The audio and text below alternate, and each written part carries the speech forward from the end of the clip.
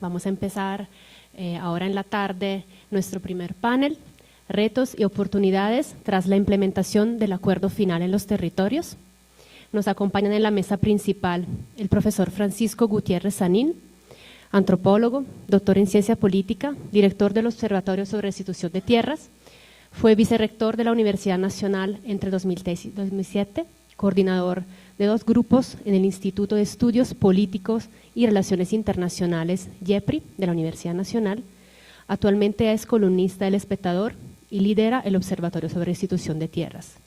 En el 2014 participó en la Comisión para el Esclarecimiento del Conflicto en el marco de las conversaciones con las FARC en La Habana. También nos acompaña Almudena Bernabeu, abogada y directora de la Fundación Guernica 37. Actúa como abogada en la acusación particular en varios procesos ante la Audiencia Nacional en España, como el caso del genocidio en Guatemala y el proceso por los asesinatos de los jesuitas en El Salvador en 1989. Abogada en el caso del asesinato de Víctor Jara, vicepresidenta de la Asociación Española para los Derechos Humanos, copresidenta del Comité Internacional de los Derechos Humanos del Colegio de Abogados de San Francisco y asesora en la Clínica de Derechos Humanos de la Universidad de Santa Clara. Profesora en la Universidad de Berkeley, en California. Mauricio Archila, investigador asociado del CINEP, PhD en Historia, licenciado en Filosofía y Letras, con especialización en Historia y maestría en la Pontificia Universidad Javeriana de Bogotá, docente en la Universidad Nacional de Colombia. Ha sido profesor visitante en el Instituto de Estudios Iberoamericanos de Columbia University, autor y coautor de numerosos textos sobre conflicto, historia y movimientos sociales en Colombia. También tenemos a Fabio Velázquez, sociólogo de la Pontificia Universidad Javeriana, especialista en ordenamiento del territorio de la Universidad Politécnica de Madrid y candidato a doctor en ciencias políticas en la Universidad de Lausanne en Suiza. Presidente ejecutivo de la Fundación Foro Nacional por Colombia y coordinador nacional del Programa Institucionalidad Política Democrática y del equipo de trabajo sobre el sector extractivo. Ha sido consultor del Programa de Gestión Urbana de Naciones Unidas y del Departamento de Planeación Nacional. Como moderador tenemos al profesor Carlos Duarte, coordinador de la línea de investigación de desarrollo rural y ordenamiento territorial del Grupo de Investigación Interculturalidad, Estado y Sociedad del Instituto de Estudios Interculturales de la Pontificia Universidad Javeriana. Doctor en Sociología Rural en el Instituto de Altos Estudios en Sociedades Latinoamericanas y magíster en Sociedades Latinoamericanas de la Sorbonne, París III. Especialista en procesos de organización social, ordenamiento socioespacial, antropología del Estado y políticas públicas en situaciones de relacionamiento interétnico.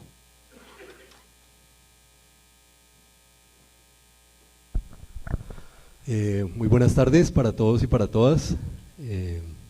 Bueno, antes de dar la palabra a nuestro ilustre panel, pues creo que es muy importante ver y aclarar que estamos un poco movidos con respecto al espacio y realmente el espacio que teníamos de intervención en la mañana, pues nos tocó moverlo para ese importante evento que tuvimos, donde yo creo que pues era muy necesario, sobre todo como escuchar todo lo que se dio al final de la mañana, y pues eso nos obliga un poco a contraer el tiempo que teníamos para la tarde, pero esperamos que podamos cumplir con toda la jornada. Yo creo que nos podemos extender un poco más del tiempo que teníamos pues aquí en el auditorio, que era hasta las 5 de la tarde, y yo creo que vale la pena hacerlo, ya que contamos con 2 paneles que se van a hacer que son muy importantes. Este primero, que es de cierta manera la voz desde la academia, desde las universidades y todos los, digámoslo así, los procesos que intervienen en los territorios, desde una mirada académica, y posteriormente, pues como ya es tradicional en el instituto, vamos a tener el panel donde se va a debatir y se van a poner pues la voz desde las comunidades, ¿no? La idea no es poder encontrar los contrapuntos y relacionar ambas perspectivas. Entonces, sin más, la idea sería que en un primer momento intervenga el profesor Mauricio Archila, posteriormente la profesora Almudena Bernabeu, a posteriori el profesor Fabio Velázquez y finalmente Francisco Gutiérrez, más o menos el orden que tenemos del día. Recordamos más o menos La idea es que las ponencias duren entre 20 y 25 minutos máximo. La idea es colocar lo más clara y sucintamente para las comunidades y para toda la gente que aquí nos acompaña en los puntos de vista, para que podamos generar quizás lo más importante, que es algún tipo de interrelación y de preguntas con el mismo público. Entonces, sin más, le damos la palabra al profesor Mauricio Archila.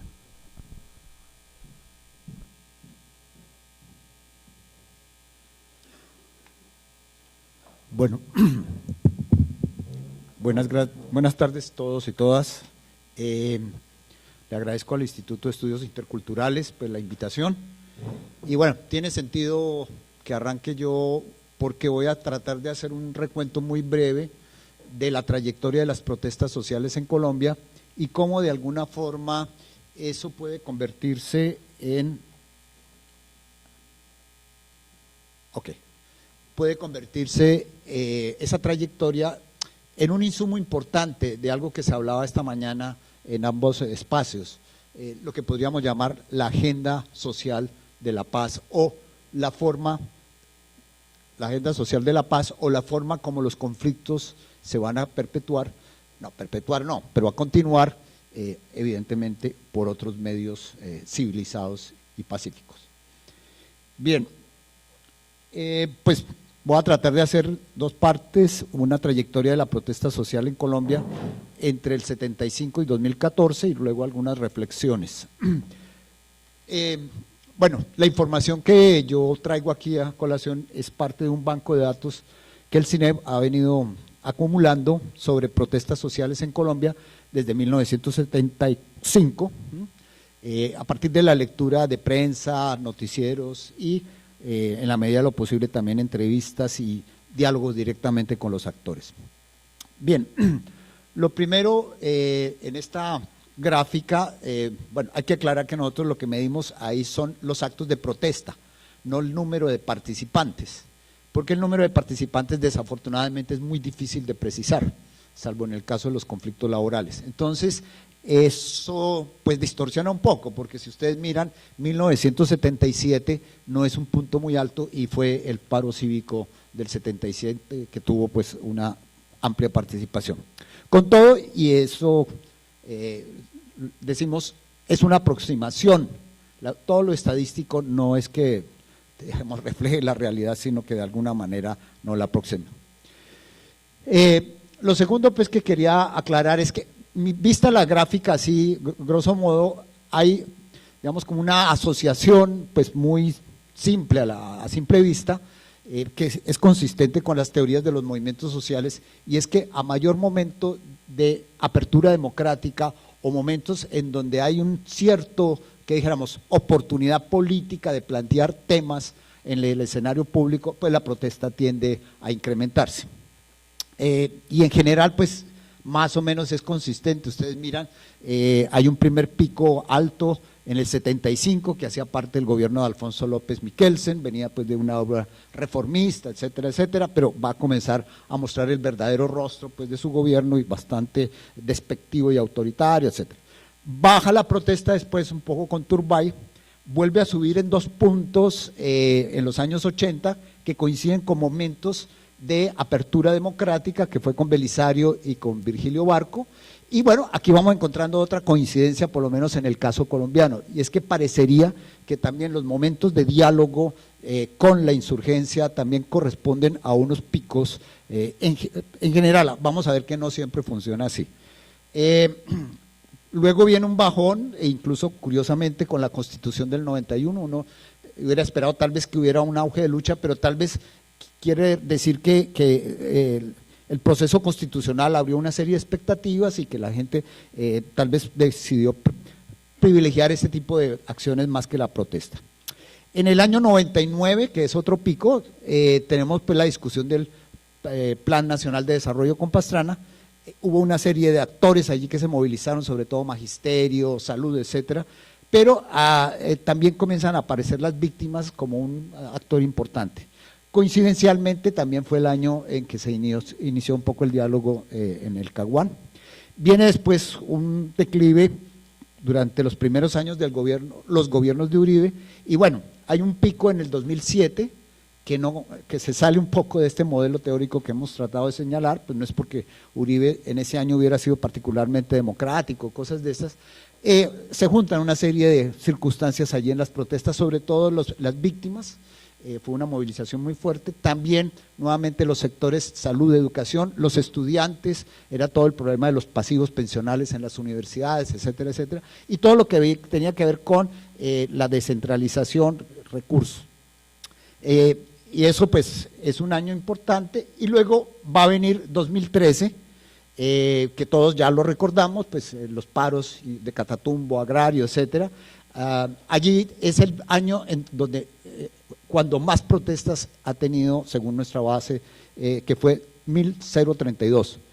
En el 2014 tuvimos 940, 2015 884. Quiere decir que estamos en un ciclo fuerte de movilización, y bueno, como vamos a ver más adelante, creo que ese ciclo va a continuar.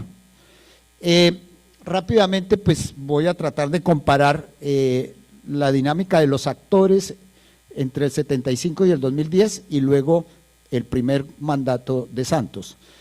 Y bueno, en fin, yo dejo la presentación aquí, los compañeros del instituto lo pueden después circular, etcétera, porque no va a haber el tiempo suficiente para presentar esto, pero lo que queremos señalar aquí es varias cosas. Históricamente ha habido unos 3, 4 actores o grupos sociales o movimientos sociales, si los queremos llamar, que han sido muy protagonistas de las protestas, que han sido básicamente los trabajadores asalariados, los pobladores urbanos, lo que antes se llamaba los movimientos cívicos, los campesinos en términos gruesos, aparte están los grupos étnicos que desafortunadamente marcan poquito, pero es una creciente visibilidad, y los estudiantes.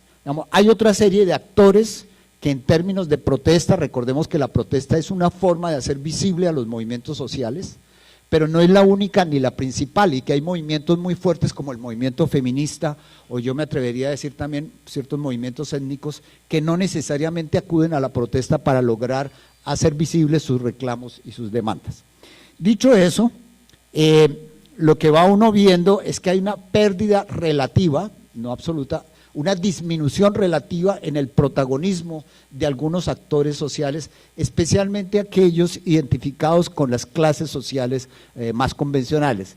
Diríamos que, diría en especial el mundo del trabajo, que ha sido muy afectado por 2 factores, no sé cuál de ellos decir en ese orden. La violencia tal vez el más notorio, pues que tuvimos que mirar todo ese proceso de violencia contra los sindicalistas, pero también todo el proceso de apertura neoliberal, flexibilización informal, informalización del mundo del trabajo, tercerización, etcétera, etcétera. Entonces, el mundo asalariado incluso siente disminuir su ritmo de organización y de protesta. Hay sindicatos que han sido aniquilados, otros de alguna forma domesticados. Bueno, y para no decir que hasta hace poco la violencia contra los sindicalistas era pues la peor del mundo, todavía sigue registrando altos índices, pero no tanto de asesinatos y masacres cuanto de amenazas y otras formas menos letales, pero tal vez más efectivas de amedrentamiento. Los campesinos también tienen una relativa disminución en comparación a los estándares históricos, y bien, hay un sector que va creciendo mucho, que es el sector de pobladores urbanos, y bueno, los estudiantes mantienen más o menos su nivel histórico. Pero fíjese, hay un rubro que son los trabajadores independientes, que han pasado, digamos, de un 2% a un 10% de protestas, es decir, mucha del mundo informal del trabajo, de todos estos procesos de apertura neoliberal, está de alguna manera reflejando en el crecimiento de la protesta de los trabajadores independientes. Los grupos étnicos mantienen más o menos esa visibilidad, pues los gremios económicos, especialmente los transportadores, en fin. Ahora, dicho esto, quiero llamar la atención a que esto no quiere decir que desaparezca el protagonismo tanto de los trabajadores sindicalizados como de los campesinos, y para prueba, pues, sobre todo en 2013, pero también en tiempos recientes, y aquí los compañeros y compañeras tienen mucha más experiencia y conocimiento de lo que estoy hablando, ahí hubo todo un procesos de convergencia en el paro nacional agrario y en otros paros, pero también, por ejemplo, Este año fue muy importante para protestas de los trabajadores, especialmente del sector minero energético, en la Drummond, en Cerrejón, en Cerro Matoso, en Ecopetrol, en Pacific Rubial, etcétera. Hubo toda una movilización, lo cual nos muestra cómo hay unos sectores del mundo del trabajo que todavía siguen siendo muy activos, especialmente el sector estatal y el sector minero energético. Sin duda, el más afectado ese es el sector industrial y de algunas antiguas empresas estatales que se han privatizado, como Telecom, todo el proceso de energía, etcétera, etcétera.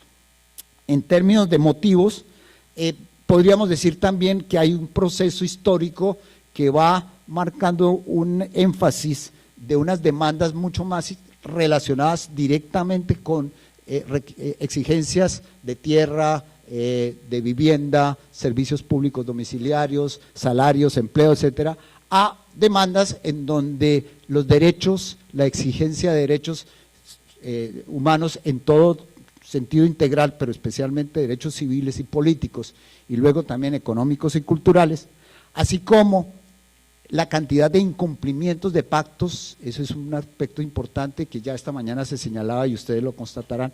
El Estado suele desafortunadamente incumplir incluso lo que se ha pactado, para no decir las leyes, y en términos de políticas también. Ha habido un crecimiento, vamos viendo ya para 2010-2014, cómo aumentan los derechos, la exigencia de derechos, los incumplimientos de pactos, las políticas sobre todo. Hay nuevos temas, como los temas ambientales que comienzan a vislumbrarse, servicios públicos sigue siendo alto, infraestructura. En cambio, pliegos laborales, que es la forma de exigencia del mundo del trabajo, ha bajado a un 2%. Quisiera señalar de todas formas que aquí no alcanzo a reflejarlo aquí, pero el reclamo por tierra se ha ido transformando también y es parte del debate del tema de hoy, de este seminario. Y es que ya no se está solamente exigiendo, por decirlo así, un recurso o un medio o un acceso a un bien productivo, sino sobre todo toda una pertenencia a un territorio. Es decir, la demanda va pasando de tierra a territorio, entendiendo ya por territorio formas también de interacción con el medio ambiente cultural, de autonomía, incluso en términos hasta de justicia, etcétera, sobre todo para las comunidades étnicas. Bueno, modalidades de lucha, pues digamos podemos pasarlo rápidamente. Ahí lo que queremos señalar es que los paros como tales, sobre todo el mundo del trabajo, han disminuido, y más las marchas, movilizaciones y curiosamente los bloqueos de vía. Esta es una gráfica muy complicada, pero porque tiene muchos pedacitos, pero lo que quiero señalarles es que en general el Estado es el gran adversario de las protestas, cosa que también ustedes lo han constatado. Casi el 75% de las protestas en Colombia se dirigen al Estado en sus distintas instancias y tienen mucho peso los ejecutivos municipales y nacional. Como también se dijo esta mañana, parece que los departamentos no son, digamos, como actores muy definitivos en esta cuestión. Las empresas privadas y, bueno, los grupos armados irregulares, especialmente la insurgencia durante un tiempo, pues fue objeto de protesta, tiende a disminuir y esperemos que eso con el tiempo vaya disminuyendo casi a número cero. En cuanto a la participación departamental, pues resaltan dos cosas.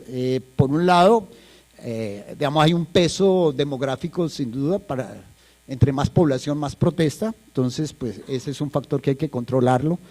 Tenemos algunos cálculos de, digamos, protesta por habitante, etcétera, etcétera, pero aquí lo que quisiera resaltar es que independientemente de que Bogotá, por ser la capital y por recibir incluso a veces mucha protesta que no ocurre allá, sino que se desplaza a Bogotá, y de Antioquia, pues que es consistente también con que haya un alto nivel de protesta, aparecen departamentos como Bolívar, Santander, por encima de Atlántico, Valle, que son departamentos menos poblados y que tienen mucha más conflictividad.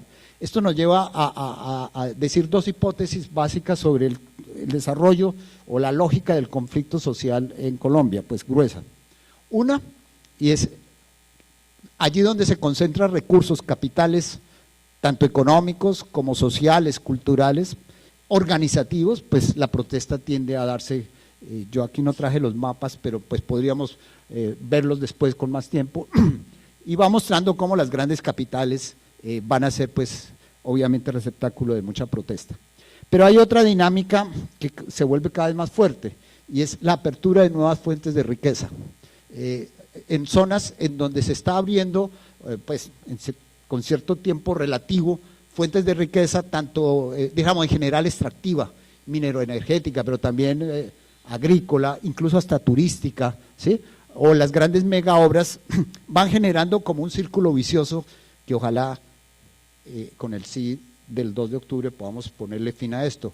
El círculo vicioso es más o menos el siguiente: nuevas fuentes de riqueza, pues llega por supuesto los capitales, llega migración, llegan pues de alguna manera los actores armados, guerrilla, paramilitares, bueno, antes han llegado las fuerzas del orden, y se va generando toda una espiral de violencia, donde pues la simple demanda de un sindicato, como ocurrió en Puerto Gaitán, para que la USO pudiera, digamos, establecer una sucursal, una seccional, perdón, va a generar todo un proceso de asesinatos, amenazas, desplazamientos y toda una espiral de violencia que al mismo tiempo pues es respondida con cierta dinámica de protesta. Bueno, yo tenía algunas reflexiones que toca ya muy rápido para darles paso a los colegas del panel. Pues precisamente esta trayectoria que hemos visto, como para qué nos sirve, para reflexionar. Pues los movimientos sociales son actores necesarios para que una democracia exista y sea fuerte, pues creo que es el ABC. Escenarios posibles: aumento de la protesta, el más probable, y pongo ahí unas siglas que significan, pues en la teoría de los movimientos sociales, estructura de oportunidad política, las oportunidades políticas, ¿sí? Es bien curioso, pero uno de los motivos, no el único, pero uno de los motivos fuertes de la movilización en 2013 fue precisamente la discusión y la firma del primer punto del acuerdo con las FARC, porque de alguna manera, aunque ustedes tienen mucha razón en quejarse de que pronto todos los derechos, el reconocimiento del campesinado como pleno sujeto de derechos no se ha consagrado del todo, sí indudablemente hizo muy visible toda la situación agraria. Entonces yo no voy a decir que toda la movilización de 2013 se debió a eso, pero en parte sí hizo muy pública muchas de las carencias y situaciones del campo. Ahora, habría otro escenario que nos preocuparía, y es que por violencia externa, digamos, paramilitares o las mismas fuerzas del orden, etcétera, o represión de las protestas, hubiera una disminución, pero creemos que lo más posible es que haya un incremento o una continuación de toda esta dinámica que, como decía Humberto de la Calle o la gente esta mañana, es decir, se trata de tramitar de una forma distinta los conflictos que van a seguir dándose. En La Habana negociaron el gobierno y las FARC, aunque pues creo que lo de Sergio Jaramillo esta mañana ilustra en el sentido de que no es solamente pues una conversación entre ellos dos cerrada, de alguna manera se trataron de abrir a la sociedad, y aquí digo a que hubo alguna participación de actores y movimientos sociales, de las víctimas, pues la agenda social de paz está por desarrollarse. Yo creo que eso es evidente y en parte este evento está convocado en ese sentido. La agenda social de paz corresponde a los movimientos sociales posicionarla, presionarla y exigir su cumplimiento. Es decir, ahí sí que no hay que esperar que el gobierno lo haga ni que las FARC lo haga. En estos días han salido muchos artículos en la prensa, uno de ellos, bueno, algún columnista del Espectador, que no es el profesor Francisco Gutiérrez, decía que, bueno, el escenario, las FARC se van a desmovilizar y ahora van a estar impulsando a los movimientos sociales para que salgan a protestar. Yo les digo a ustedes, es decir, es posible que haya habido en el pasado momentos en que las FARC pues acompañó, interfirió, bueno, o estuvo medio presente, pero decir que la dinámica de los movimientos sociales responde a la insurgencia, que la gente sale a la calle porque las FARC los llama, eso es una falsedad, ¿no es cierto? Incluso creo que son parte de los diálogos que hay que hacer. Ustedes tienen algunas tensiones, si no divergencias a veces, con la insurgencia. Entonces, decir que la dinámica social responde a eso es un despropósito. Bueno, también ellos pues deben presionar por formas institucionales de participación y de respeto de la protesta. Ese es el punto 2 del acuerdo de La Habana, en el que también se ha comisionado a CINEP, a Foro y a Viva, entre otras organizaciones, para que organicemos pues un proceso en ese sentido. De pronto Fabio puede ampliar más eso. Hay tensiones históricas entre movimientos sociales y la insurgencia. Bueno, y aquí menciono una o dos que ustedes creo que deben tener muchos más. Todo el tema de la autonomía territorial y en particular ahora pues todo el problema de las áreas de concentración. Y por último, pues yo creo que se necesita una nueva cultura política que supere la lógica de Guerra Fría, es decir, la lógica de Guerra Fría que se dice se acabó con la caída del muro de Berlín, era que todo conflicto que ocurría en el caso latinoamericano era reflejo del oso soviético, es decir, había comunistas por detrás y en el caso colombiano guerrilleros, narcoterroristas, bueno, toda esa cosa. Eso de ver la protesta, estigmatizarla como fruto de una mente criminal que viene pues desde la antigua Unión Soviética o ahora Cuba y Venezuela, etcétera, es absolutamente ridículo, insensato. Hay que mirar la dinámica de la protesta social en su contexto. Y por pues las dos últimas tres cosas, pues creo que es clave que a pesar de que no esté penalizada la protesta y está consagrada en la Constitución, en la cotidianidad esa sigue siendo penalizada. Creo que se exige una revisión del reciente Código de Policía y evidentemente hay que replantear organismos de control como el SMART. Muchas gracias.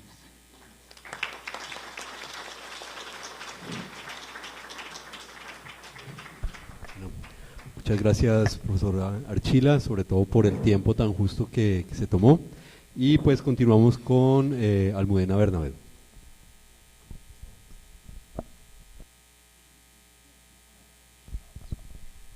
Sí, ahora sí. ¿Qué tal? Buenas tardes a todas y todos. Disculpen, aquí va mi voz. Pues estaba pensando que estamos todos en la misma lógica o que todos vamos a empezar y a terminar con esa misma idea de a quién le corresponde esa agenda social por la paz y de desarrollar, que es al movimiento social y es a todos ustedes. Así que bueno, yo un poquito me toca hablar, o de lo que sea hablar es el punto 5 de los acuerdos de La Habana. Uy, qué bien, no lo dejamos así, que está más romántico. Y luego si se durmieron no fue por culpa de lo mal que lo hice. Bueno, yo sigo pues. Y la idea es contarles más allá me ha presentado muy generosamente el profesor Manuel como esta suerte de cazadora de militares o de dictadores, pero más allá de eso, hace tiempo que también en calidad de abogada, o calidad, yo estoy contenta que también me representaban hoy como profesora, no lo soy, yo cuento solo lo que sé hacer, pero me alegra estar entre académicos. Pero claro, uno hace este trabajo y luego lo analiza, así que hay una suerte de experiencia que contar. Y venimos acompañando en varios países procesos, o hemos acompañado a lo largo, me tocó trabajar en Latinoamérica en los últimos 20 años, así que entré cuando todavía estaban en guerra países como Guatemala y El Salvador y procedían a hacer una especie de, ¿así mejor? De una suerte de acuerdos de paz que tuvieron otras características, que tuvieron otros actores, que fueron incluso generados o incitados por actores internacionales como Naciones Unidas. Tranquilos, no me voy a parar. Y era un poco la idea de hacer valer el elemento de justicia, y un poco desde el principio acompaño más directa o indirectamente el proceso de paz en Colombia a través del Consejo de Paz y de miembros de la sociedad civil que venían decidiendo esa pieza de justicia.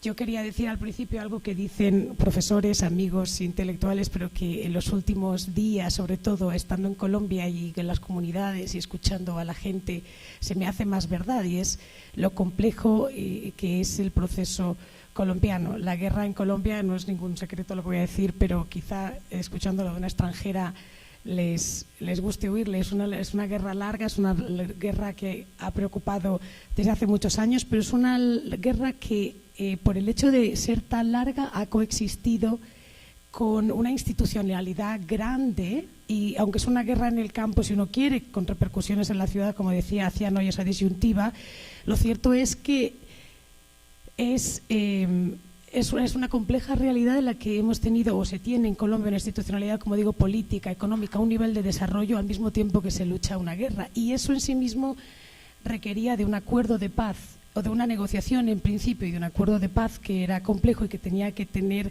como diríamos en derecho, una expresión muy aburrida, condiciones sine qua non, es decir, cuestiones mínimas que no se iban a sacrificar, que tenía que ser parte de esos acuerdos.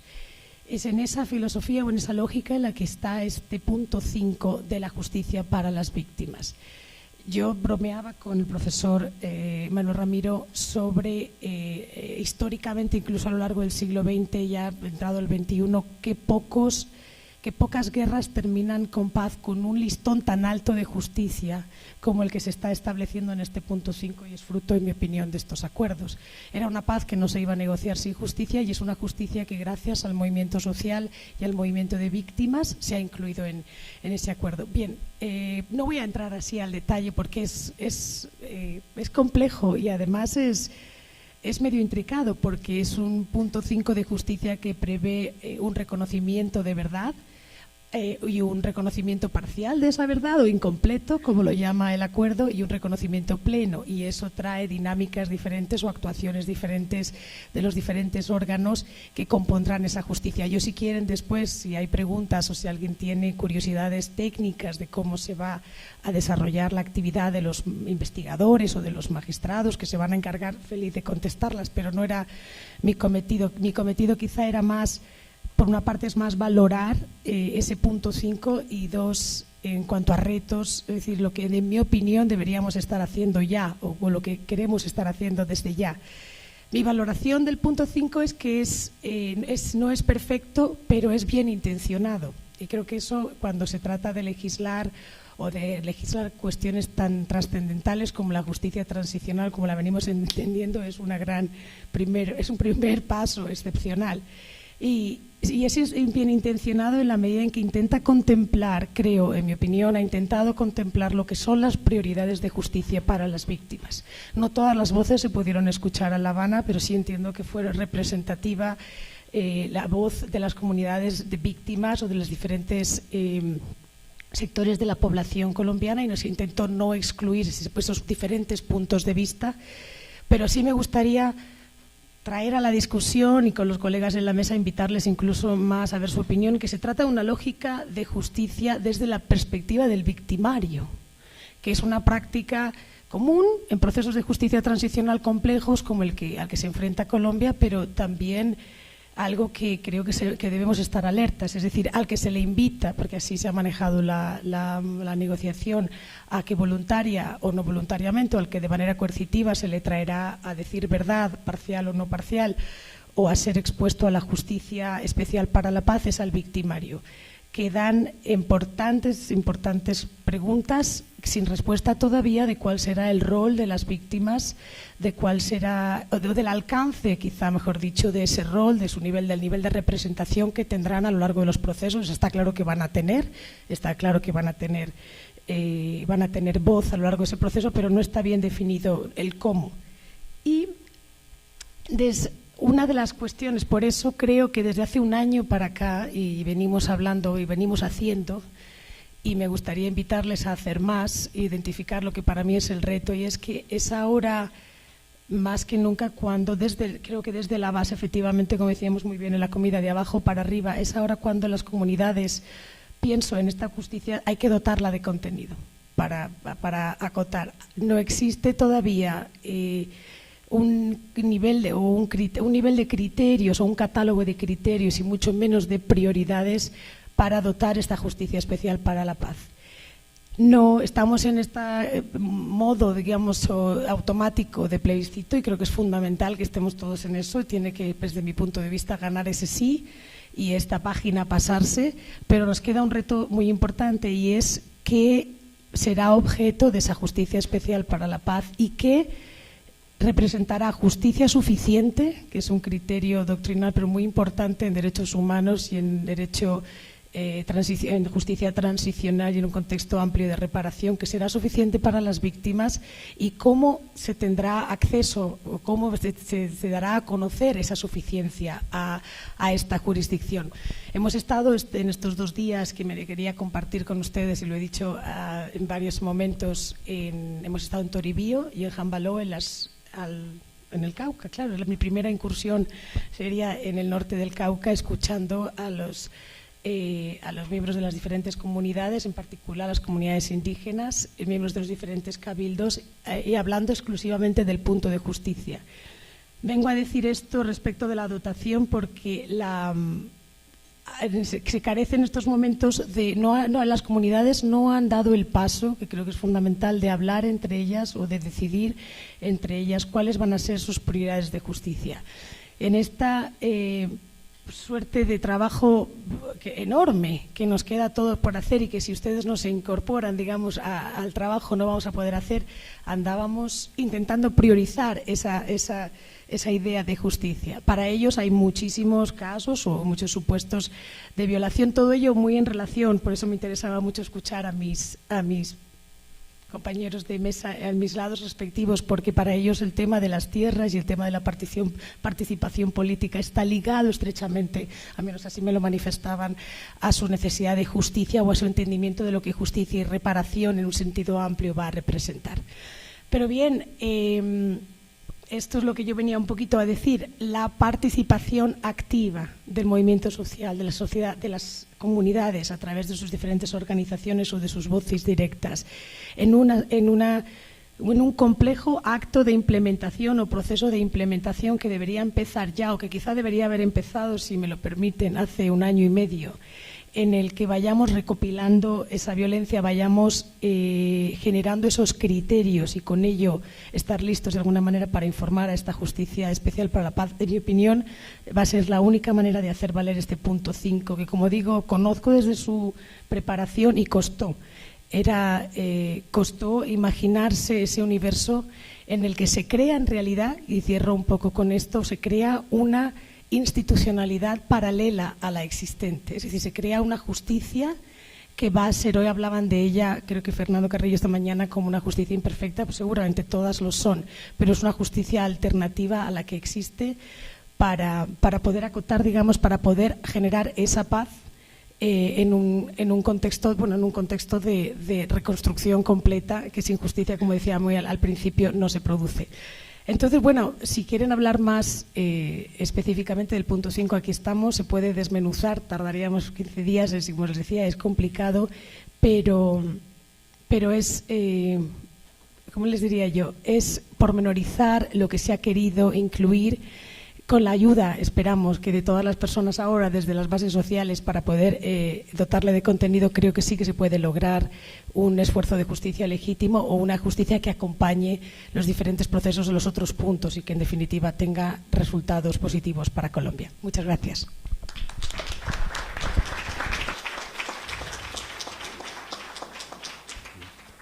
Muchas gracias, Almudena. Y ahora seguimos con Fabio Velázquez, presidente de Foro Nacional por Colombia.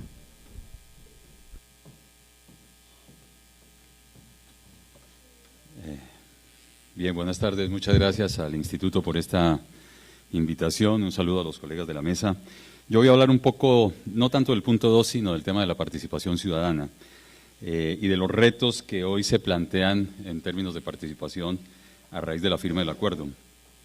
Quizá quiero partir de dos premisas, dos ideas básicas que me parece que han sido mencionadas en el día de hoy, en la mañana de hoy, y que me parecen importantes para poder entender por lo menos el planteamiento que quiero hacer. En primer lugar, queda claro que el tema de participación ciudadana no es un tema del punto 2 solamente, sino que atraviesa por completo todo el acuerdo. Y eso le da una centralidad de primer orden al tema de la participación. En Foro hicimos una lectura muy detallada del acuerdo, un análisis renglón a renglón para tratar de identificar qué había en materia de participación en los acuerdos. Y dedujimos que hay más de 50 tareas de participación, es decir, 50 acciones de los acuerdos que involucran a la gente directamente en temas de planeación, en temas de control social, en la creación de dispositivos como asambleas populares, etcétera, para la implementación de los acuerdos. Y existen además más de 30 tareas que debería desarrollar el gobierno nacional para poder garantizar las condiciones que permitan el ejercicio de esa participación.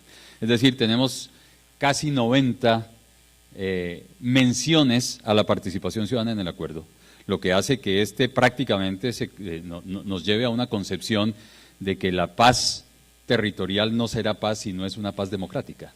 Y esta es una primera idea que me parece fundamental como punto de partida para poder entender el alcance y las dimensiones que este tema tiene, en primer lugar. Pero hay una segunda idea que fue planteada esta mañana concretamente por Diego Bautista, cuando estaba refiriéndose, digamos, a los retos y a las tareas que impone hoy día la aplicación de los acuerdos. Y es que cada territorio tiene su propia historia, su propia agenda. Es decir, los acuerdos no llegan a un país abstracto a un país que acaba de nacer, sino que los acuerdos van a ser implementados en territorios que tienen su propia agenda social, histórica, de paz, política, etcétera, y a unas, incluso si ustedes quieren, deuda histórica del país con esos territorios. Y esas situaciones territoriales van a ser distintas. En el norte del Cauca va a ser distinta que en el Chocó, que en el Baupés, que en el Catatumbo o que en el centro del país. Y entonces una idea fundamental para poder comprender el talante que pueda tener esta dimensión participativa de los acuerdos es entender que la aplicación de los acuerdos en un contexto o en una premisa de participación va a tener que identificar estrategias muy disímiles dependiendo de los territorios.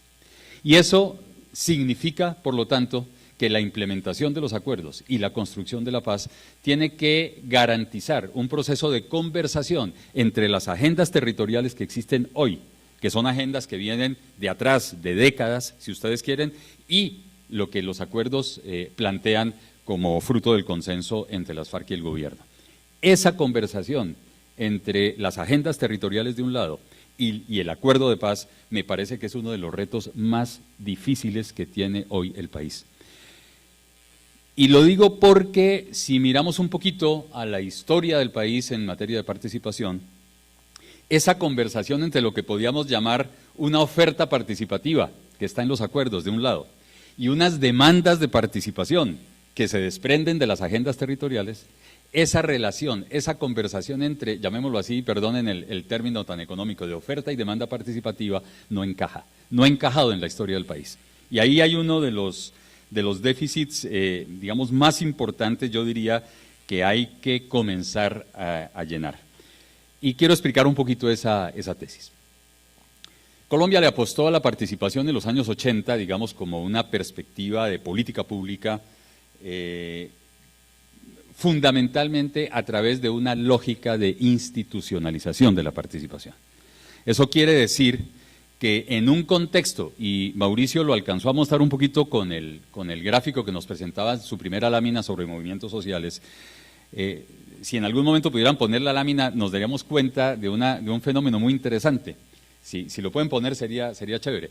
Es la idea de que ustedes miran entre el 86 y el 95, en esa lámina hay una tendencia a la baja del movimiento social. Pero en la época previa, un poquito desde mediados del 75 hasta mediados del 85, hay un incremento de la movilización social, que fue lo que vivimos no solamente a partir, pero sobre todo a partir del paro cívico del 77, y luego toda la multiplicación de movimientos sociales regionales, paros cívicos, paros locales, etcétera, que fueron los que llevaron en un momento determinado a una reforma política del Estado que se centró en dos cosas fundamentalmente: en la descentralización, que fue una reforma municipalista en el año 86, y en la institucionalización de mecanismos de participación, algunos de los cuales ya existían desde los años 80, pero que a partir de mediados del 86 y de los años 80, y luego con la Constitución del 91, comenzaron a ser muy importantes.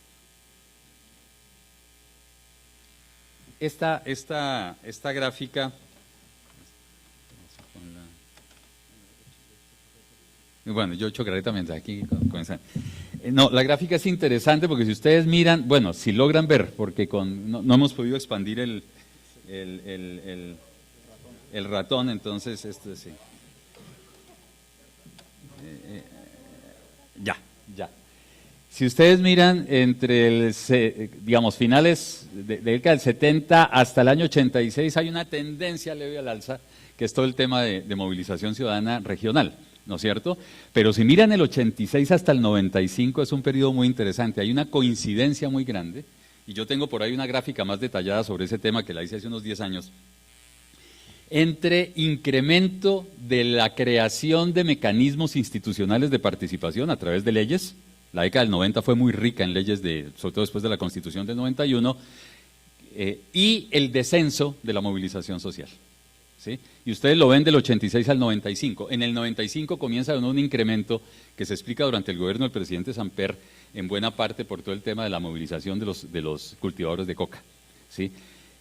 Es muy interesante entonces esa apuesta por la institucionalización de la participación, porque en otras palabras, y eso lo dijo Jaime Castro en la exposición de motivos de la Ley 11 del 86, que fue la que la que descentralizó al país. Jaime Castro decía, los movimientos cívicos en este momento se están convirtiendo en una amenaza a la estabilidad institucional del país. Así lo decía en la exposición de motivos de la ley. Y ¿cuál era la solución? Bueno, destapar una válvula, esa válvula fue la descentralización, darle un poco de poder a los gobiernos locales para atender las demandas ciudadanas e institucionalizar unos mecanismos que no eran de mucho alcance en ese momento de participación y algunas instancias de participación ciudadana. Y a partir de allí se configuró toda una lógica de oferta institucional de participación, ¿no es cierto?, que no necesariamente encajaba con esa dinámica de protesta social que venía viviendo el país y que lo que quería hacer era un poco canalizar la energía ciudadana por cauces institucionales. ¿Qué significa cauces institucionales? Cauces que están reglados en la ley, que están normativizados y que nos dicen quiénes pueden participar, cuándo lo pueden hacer, en qué escenarios lo pueden hacer, con qué productos esperados, etcétera. Eso fue el proceso de institucionalización de la participación, que en un principio despierta un cierto entusiasmo en los sectores ciudadanos, sobre todo que hasta el momento habían sido excluidos de las decisiones públicas y sobre todo en lo local, porque están diseñados para implementar el proceso de descentralización. Pero luego, a finales de los años 90, esto comienza a desgastarse, esta lógica de la institucionalización comienza a desgastarse porque, por varias razones, que no es el caso analizar, voy a señalar básicamente dos grandes tipos de razones que erosionaron mucho todo este proceso de participación institucional. En primer lugar, unos diseños de los propios dispositivos de participación, de los espacios. Recuerden ustedes los consejos de planeación, de juventud, de cultura, etcétera. Nosotros hicimos un barrido ahorita en enero sobre todos los espacios de participación creados entre 1982 y el 2015, y son 110 leyes que crearon otros tantos espacios de participación. O sea, hay una sobreoferta impresionante de participación que creó una infraestructura incluso muy dispersa, sin puentes de comunicación, sin un sentido orgánico y armónico entre esos distintos espacios. Entonces, digamos, por el diseño mismo de los espacios de participación, en primer lugar, fue un diseño un poco espontáneo, es decir, cada ley iba sacando, iba creando un nuevo escenario o instancia de participación ciudadana, pero además eran instancias que tenían un alcance limitado, eran instancias consultivas, eran instancias de iniciativa ciudadana o de control y vigilancia social a la gestión pública, pero no eran espacios que tuvieran la capacidad de establecer acuerdos, de concertar y mucho menos de decidir en el terreno de las políticas públicas. Y eso comenzó mucho a desgastar. Además, y este es el segundo bloque de razones que tuvieron mucho que ver con la participación, con el desgaste de la participación institucional, es que también comenzaron a imponerse lógicas de comportamiento en actores que estaban en esos escenarios que poco decían con respecto a valores y procesos democráticos. Al contrario, ciertas culturas más de orden clientelista, caudillista, de orden autoritario, se fueron implantando en el manejo de esos escenarios de participación y terminó allí conformándose una especie de élite de la participación que además copó diferentes espacios, que le negó espacios a nuevos liderazgos y que terminó un poco expropiando a la sociedad de la posibilidad de expresar sus intereses y de negociar sus intereses a través de esos espacios. Esto para decir que, digamos, toda esta oferta de participación poco dialogó con las demandas participativas de la gente en los territorios. Y la gente incluso, y esto comienza a ocurrir a partir de finales de los años 90, comienza a buscar vías alternas no institucionales para poder establecer un diálogo y una interacción con las autoridades públicas. Y desde finales de los 90 comenzamos a asistir a un movimiento muy creciente de movilización social como forma de expresión de la sociedad para establecer solución a sus problemas. No era ni para hacer la revolución socialista, ni era para implantar el comunismo en el país, sino simplemente para decirle al Estado, oiga, nosotros existimos y nosotros tenemos voz y tenemos capacidad y muchas demandas de políticas públicas porque queremos bienestar.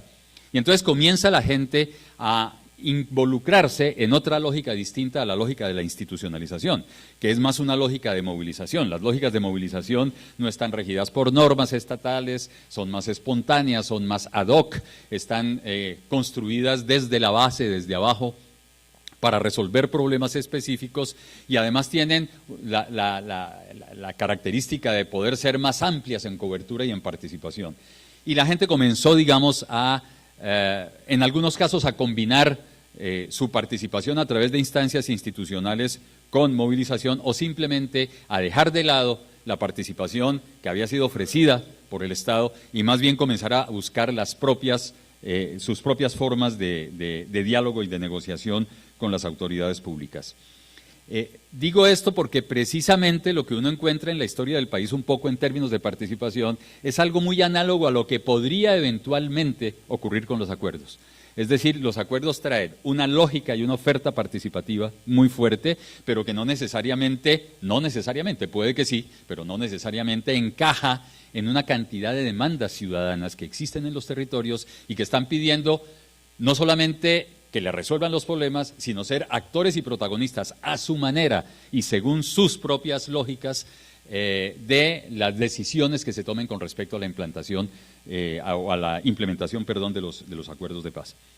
Mostraba esta historia simplemente para reforzar la idea de que hay un riesgo en este momento y un reto muy importante en el sentido de que esa oferta múltiple de formas y de canales e instituciones de participación que están en el acuerdo pueden fracasar si no existe, digamos, un diálogo y una comunicación con las lógicas territoriales y con las agendas territoriales.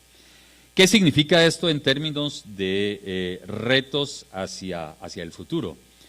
Que necesitamos que para que esa conversación se dé entre lo que está consignado en los acuerdos de un lado y lo que la gente está requiriendo de esos acuerdos a partir de sus propias realidades territoriales, para que eso pueda ocurrir, a mí me parece que hay que trabajar en dos grandes frentes importantes.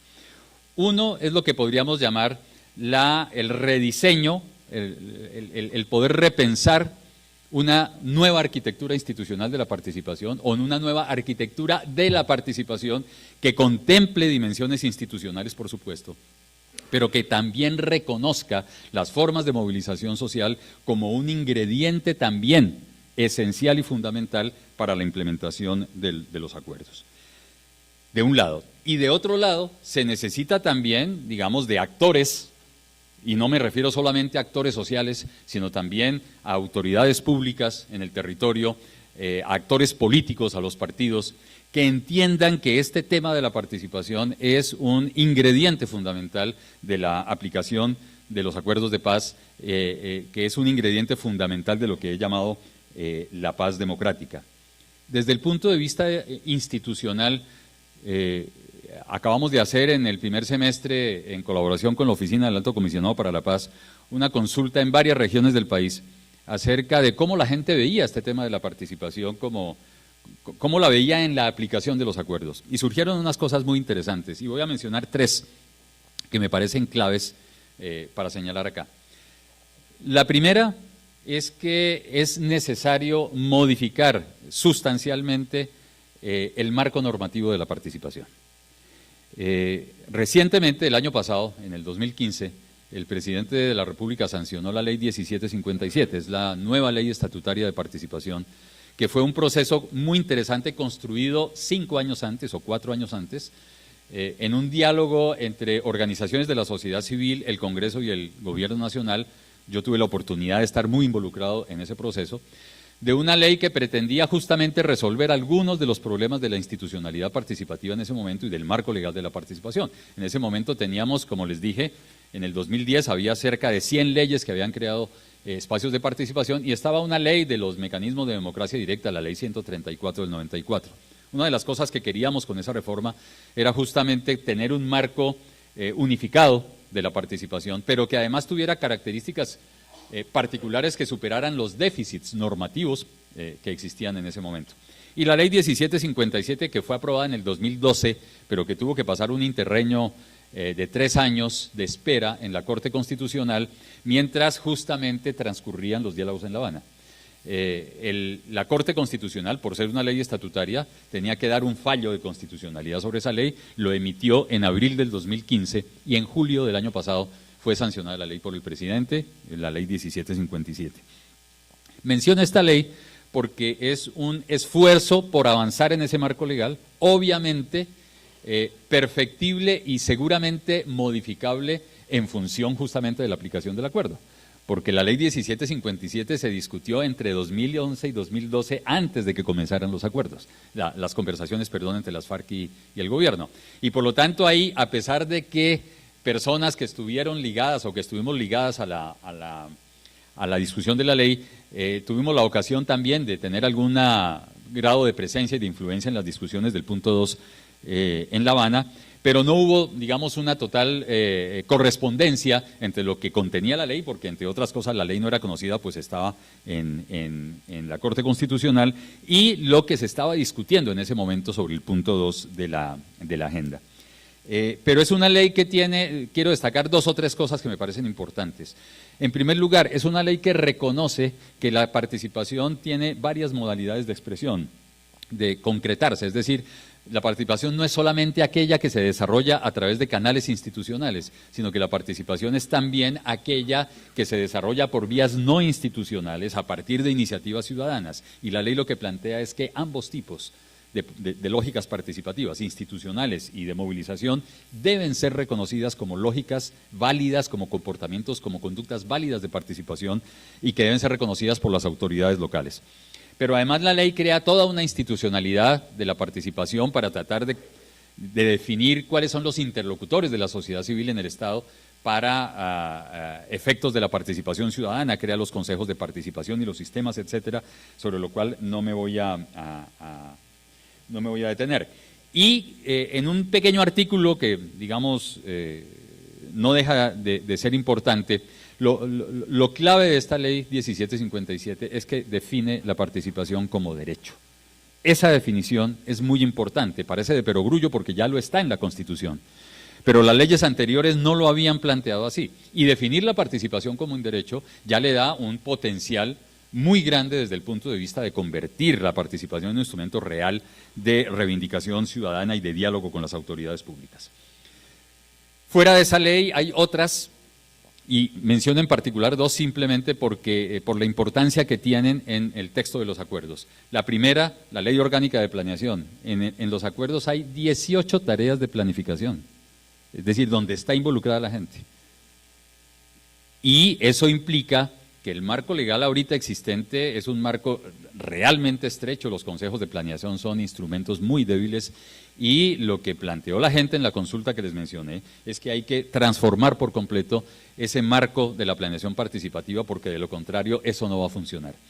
Y la otra, ya la mencionó Mauricio en su presentación, el tema de las garantías para la movilización y la protesta social. El Código de Policía que fue aprobado este año es un código que plantea el tema de la protesta social como problema de orden público y no como derecho. Y eso pues significa un cambio, digamos, de 180 grados totalmente, concebir el tema de la protesta social como un derecho.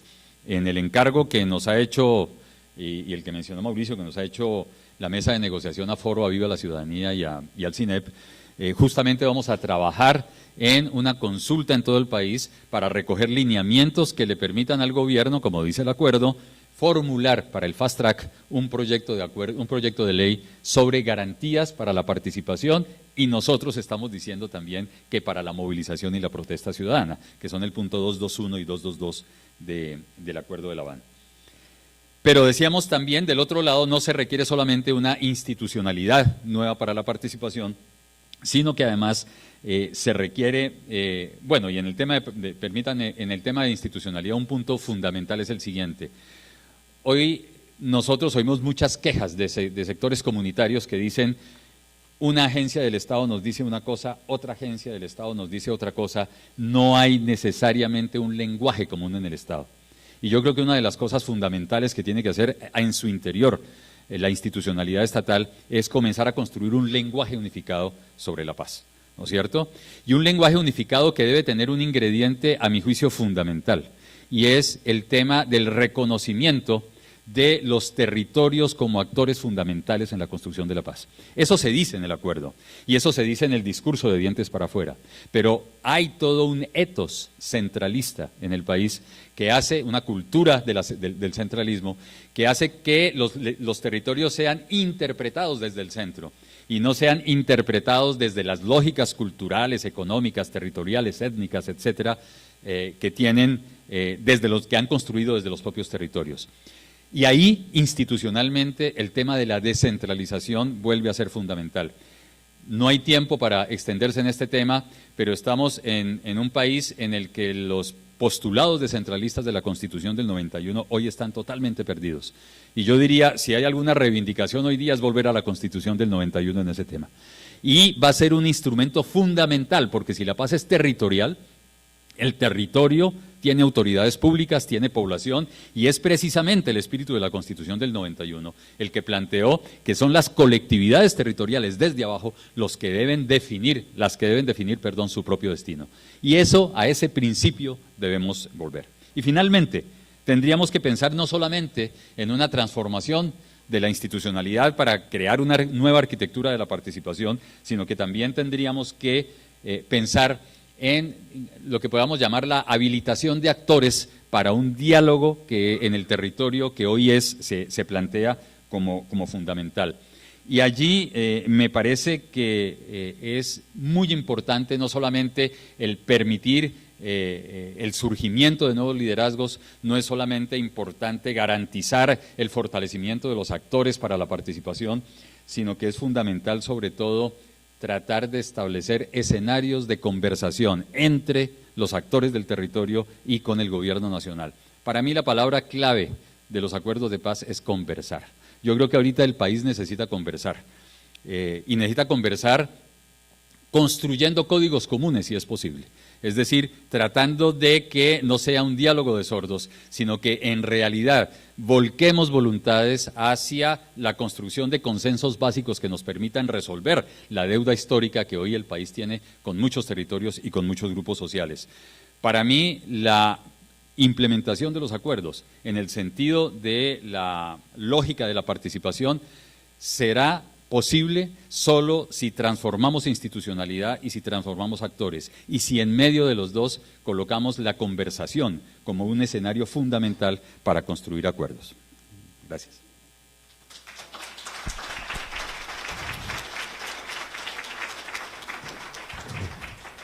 Muchas gracias a Fabio y finalmente pasamos al profesor Francisco Gutiérrez.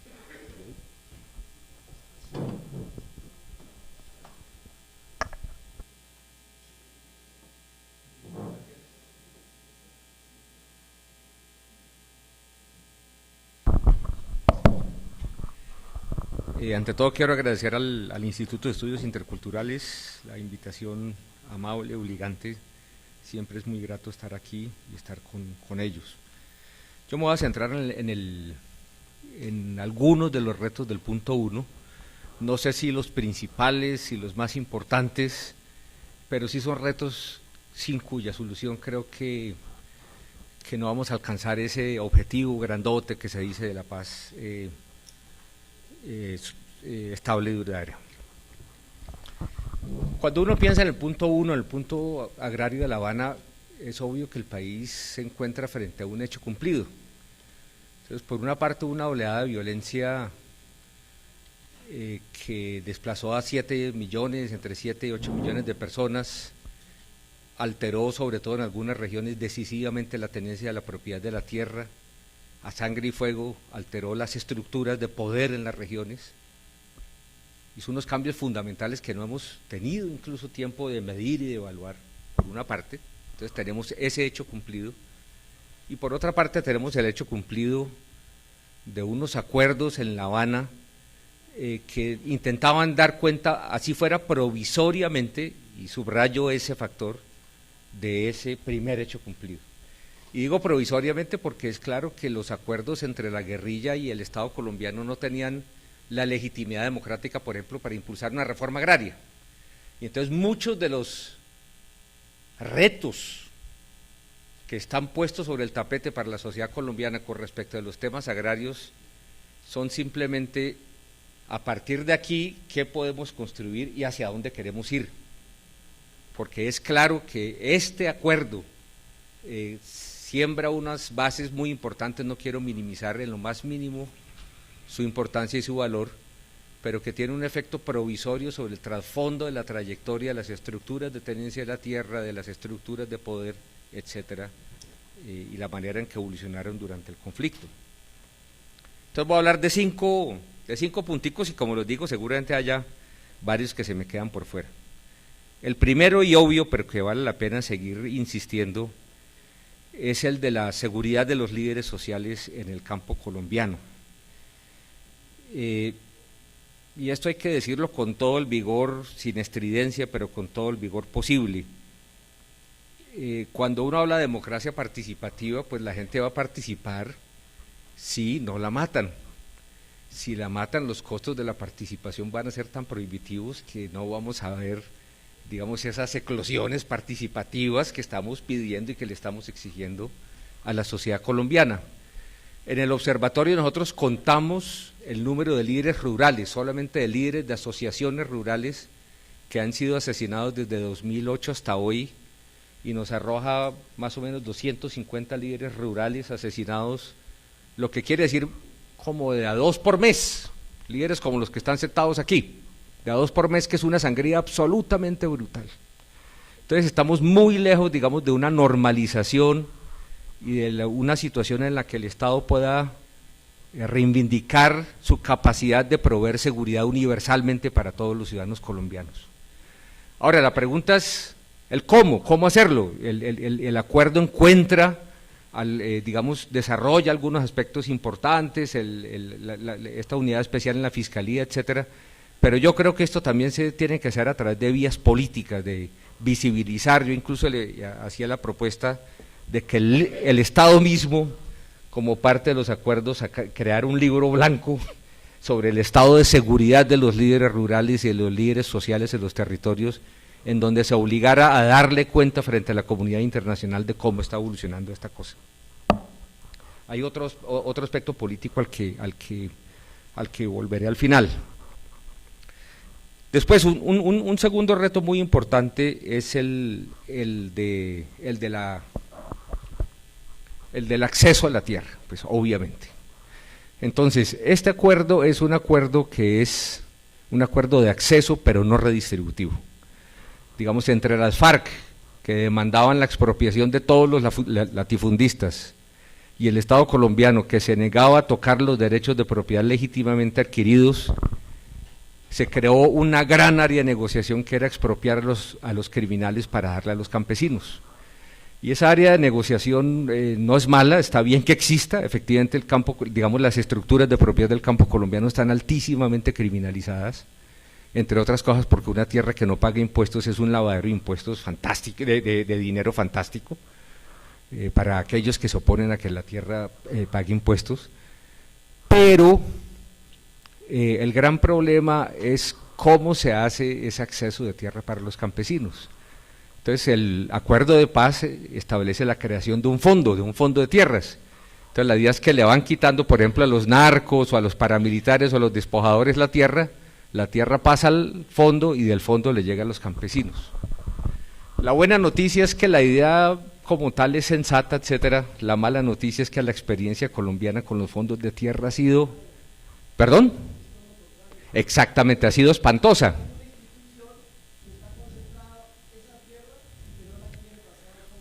Es que nosotros hemos tenido 3 experiencias exactamente con fondos. Una es el fondo del Frisco, de la Dirección Nacional de Estupefacientes, altísimamente criminalizada. Sus 6 directores se fueron a la cárcel, entre otras algunos con sus familiares, papá, hermano, hijo, familia que delinque unida, permanece unida. Carlos, hablábamos el otro día. Entonces, está la otra experiencia que es el fondo de la Ley de Justicia y Paz, el fondo de reparación de las víctimas, que ha sido bastante inerte, y estoy hablando de los últimos 20 años, y la de la Sociedad de Activos Especiales, que ha sido un poco mejor, pero que ha sido bastante inerte. Entonces una pregunta fundamental para la sociedad colombiana es cómo desarrollar el diseño institucional del fondo para que esa tierra le llegue a los campesinos. Por ejemplo, la Dirección Nacional de Estupefacientes solamente repartió 45.000 hectáreas, de las cuales 42.000 le llegaron a los políticos y a sus amiguitos, muchos de los cuales eran obviamente paramilitares, narcos, etcétera, etcétera. Entonces ahí hay un segundo tema absolutamente central, y si las organizaciones sociales y la sociedad colombiana no le meten foco absoluto al asunto, el fondo puede ser un fracaso como los que han precedido. Yo no creo en la fracasomanía. ¿Cuántos experimentos tuvimos para aprender a volar antes de que los hermanos Wright pudieran coger un avión y aprendieran a volar? Uno puede fracasar 5 veces, pero lo importante es que uno no puede fracasar 5 veces repitiendo el mismo diseño y las mismas prácticas. Ahí sí es cuando uno está en falta. Entonces tenemos que preguntarnos qué se hizo mal y reformar eso. Y digamos, en el observatorio, a propósito, me perdonarán la cuña, estamos terminando un documento de diagnóstico sobre esos problemas. Hay un tercer tema absolutamente central, y es la conformación de una tecnocracia agraria que constituya una interfaz razonable y viable con el campesinado, y que, digamos, sea básicamente honesta y funcional. Mucha gente en Colombia no está consciente de la enorme crisis en la que está el sector agrario, con 2 ministros en la cárcel, ya les dije, los 5 directores de la Dirección Nacional de Estupefacientes, como 8 o 9 directores regionales del INCODER, 2 agencias del Estado totalmente canceladas por su profundísima corrupción y captura por parte de los paramilitares. No hay redistribución de tierras viable y real sin una buena tecnocracia, que esté bien articulada con las organizaciones sociales y los campesinos. No estoy diciendo que sea la condición fundamental, que sea la condición clave, es una condición necesaria. Sin eso no se puede ir a buen puerto. ¿Por qué? Porque las redistribuciones de tierra son enormes operaciones, o el acceso a la tierra simplemente, que combinan aspectos políticos, sociales y técnicos. Y el problema es, digamos, el Estado, por los 50 años en que prácticamente desapareció su función reguladora, apareció pero echando bala, etcétera, etcétera, pero desapareció su función reguladora. En Colombia es casi, creo, usted me corregirá, profesora, pero creo que es el único país del mundo que necesitó un acuerdo de paz para poder hacer un censo agrario. Es absolutamente inverosímil. Necesitamos un acuerdo de paz para poder hacer un censo agrario. Entonces, se necesita, digamos, construir instituciones que puedan medir y regular. Está el tema del catastro, está el tema del notariado y registro, que en Colombia funciona espantosamente, y está sobre todo el tema de los impuestos, que se puede resumir en un sentido, con una frase: la plata para el desarrollo rural, para la paz, está, y está en los bolsillos de grandes tenedores de tierra que no pagan impuestos. Y resulta que eso es un mal no solamente para el campo, sino para el conjunto de la sociedad colombiana. Eso, entre otras cosas, lo hemos demostrado cuantitativamente, también estamos a punto, ya está en curso de la publicación, porque naturalmente una tierra que no paga impuestos es uno de los mejores lavadores de dinero que hay en el mundo. Para no hablar, digamos, de su valor como activo militar, etcétera, etcétera. Después hay un cuarto reto, que es la evaluación de las políticas públicas de reparación, y en general de las políticas de redistribución, o por lo menos de acceso a la tierra, que ha tenido en Colombia. Y yo quiero decir, digamos, quiero hacer énfasis en el hecho de que aquí hay un límite cognitivo también que nos hemos puesto, en el sentido en que se hace mucho énfasis en que las anteriores reformas fueron un desastre, que no sirvieron para nada. Yo el otro día oí a un académico muy brillante, muy amigo mío, diciendo: no, es que la reforma del 61 fue una especie de engaño, digamos una especie de conspiración para suponer que iban a hacer la reforma, pero no hicieron nada, pero sin embargo hay que defender a toda costa la UAF, y resulta que la UAF salía de ahí. Entonces creo que necesitamos unas evaluaciones muy cuidadosas de todas estas experiencias de acceso, y las poquitas que haya habido de redistribución, porque Colombia es una sociedad con una pereza redistributiva brutal, viendo qué fue lo bueno de esos diseños. Por ejemplo, yo de la política de restitución definitivamente reivindicaría la reversión de la carga de la prueba para los despojadores, etcétera, etcétera. Es decir, hay unos diseños institucionales muy importantes que toca reivindicar y otras experiencias, digamos, de temas problemáticos que no podemos repetir. Es decir, que necesitamos, y yo creo que aquí se necesita la participación de agencias del Estado, de organizaciones sociales y de la academia, una evaluación seria y cuidadosa de toda esta trayectoria de experiencia. En la Constitución del 91 hubo una experiencia muy significativa de acceso a tierra para los movimientos étnicos, etcétera, etcétera, que no hay que echar en saco roto. Entonces hay que preguntarse por qué se pudo producir y qué fue lo que condujo, digamos, ahí. Entonces necesitamos experiencias, digamos, y evaluaciones serias y equilibradas que nos permitan ver el conjunto de herramientas y de diseños que pueden mover la agenda adelante. Un cuarto reto que está planteado en los acuerdos de paz, pero a mi juicio sobre el que se puede decir todavía mucho, es el tema de la representación política. La representación política originariamente durante el Frente Nacional se desarrolló sobre la fantasía, y tengo que decirlo, aunque le he ido cogiendo alergia a las palabras fuertes, de la fantasía grotesca del mecanismo gremial. Entonces, se suponía que todos los gremios eran entidades integradoras, verticales, en donde estaban representados los campesinos, los trabajadores manuales, los pequeños propietarios, los grandes propietarios, etcétera, un poquito como la Federación Nacional de Cafeteros, que entre otras cosas fue el modelo explícito. Entonces el señor Laforí representa a todos los ganaderos y a todos los trabajadores del campo vinculados a la ganadería, etcétera, etcétera. Pero naturalmente eso no funciona. Y muchos de los incumplimientos, yo también he hecho mediciones con respecto a los incumplimientos de acuerdo, etcétera, etcétera, tiene que ver con el hecho de que el Estado simplemente tiene una institucionalidad puramente ad hoc para responder a las demandas sociales en el territorio.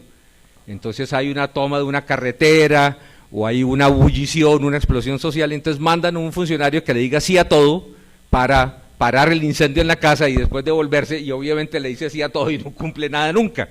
Entonces, digamos, una gran tarea, una tarea muy fundamental es construir una interfaz de representación que permita de manera real, dinámica, a los distintos sectores sociales, porque fíjese, nadie diría que digamos, para la clase obrera estos 40 años han sido un lecho de rosas, pero sin embargo nadie supone que el gran sindicato de los trabajadores es el sindicato antioqueño.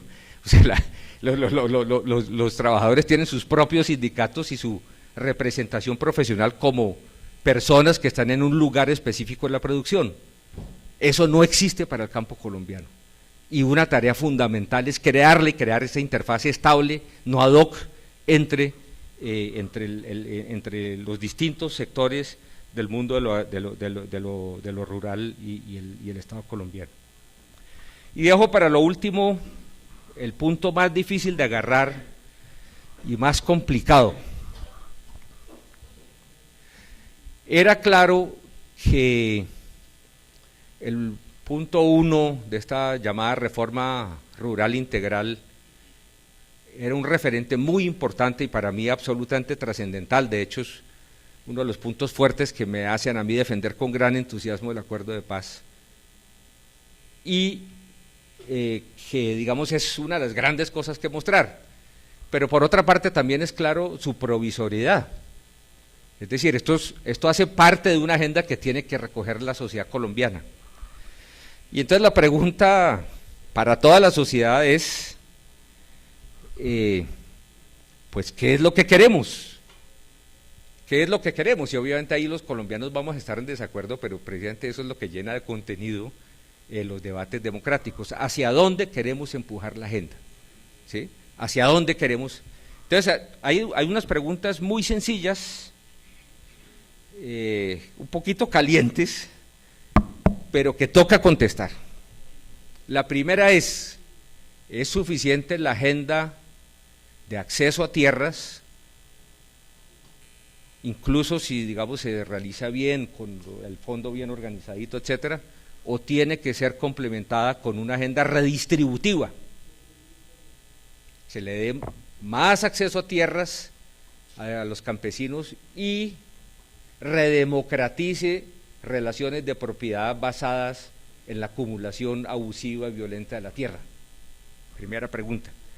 Para mí, creo que esa agenda complementaria, que yo he llamado en términos un poco futbolísticos el segundo tiempo del proceso agrario iniciado en La Habana, es muy importante.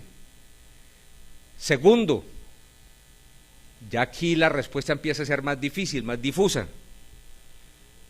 ¿Cómo pensamos el tema del uso del suelo? Porque ustedes saben que estamos hablando de millones de hectáreas para redistribuir, millones de hectáreas para la minería. Exacto. Y naturalmente hay un tema muy complicado, y es cómo el doctor Humberto de la Calle decía una cosa muy acertada, y lo complementaba Frank Perle esta mañana. Este uso copado por la ganadería extensiva es absolutamente irracional, incluso en términos productivos.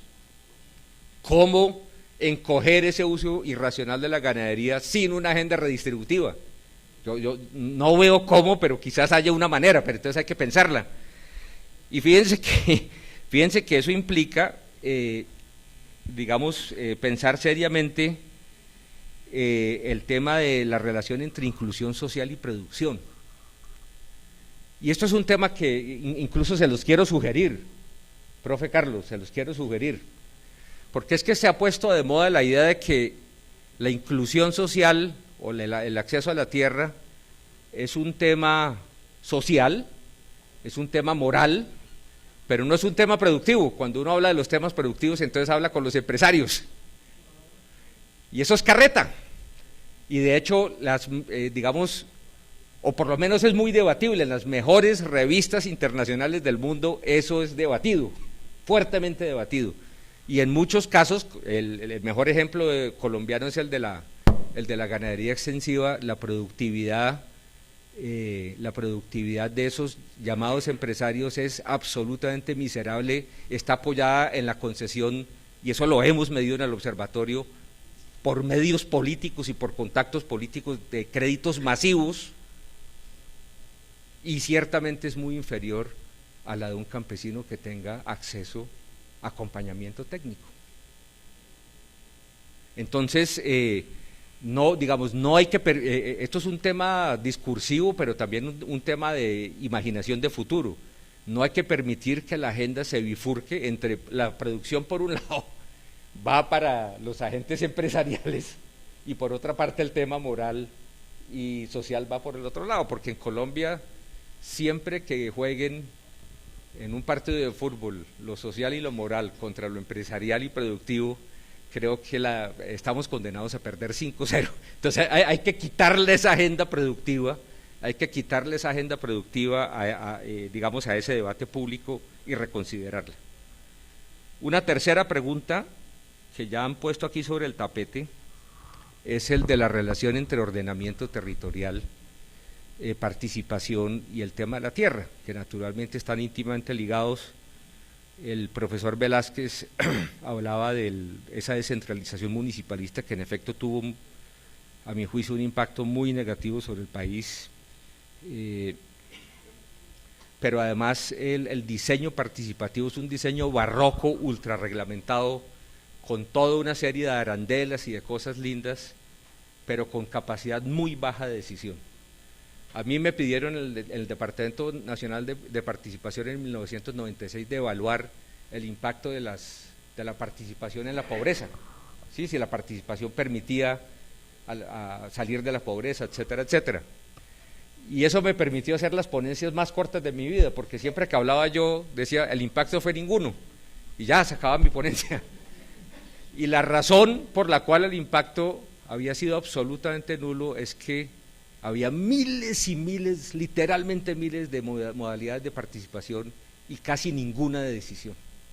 Entonces yo creo que esa cuestión hay que irla desmontando, facilitando, digamos, creando modelos sencillos y universalistas acompañados de capacidad de decisión. Y por último, está el tema de los derechos de propiedad, incluidos de la formalización.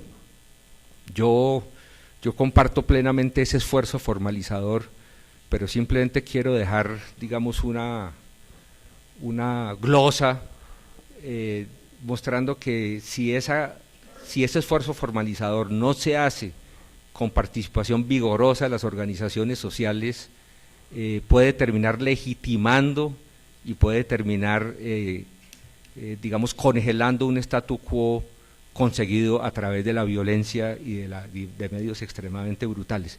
Entonces la formalización, digamos, también va a requerir de mucha participación social y de mucha experticia técnica para que se haga bien y se haga con los objetivos, digamos, con los que originalmente se concibió. Gracias.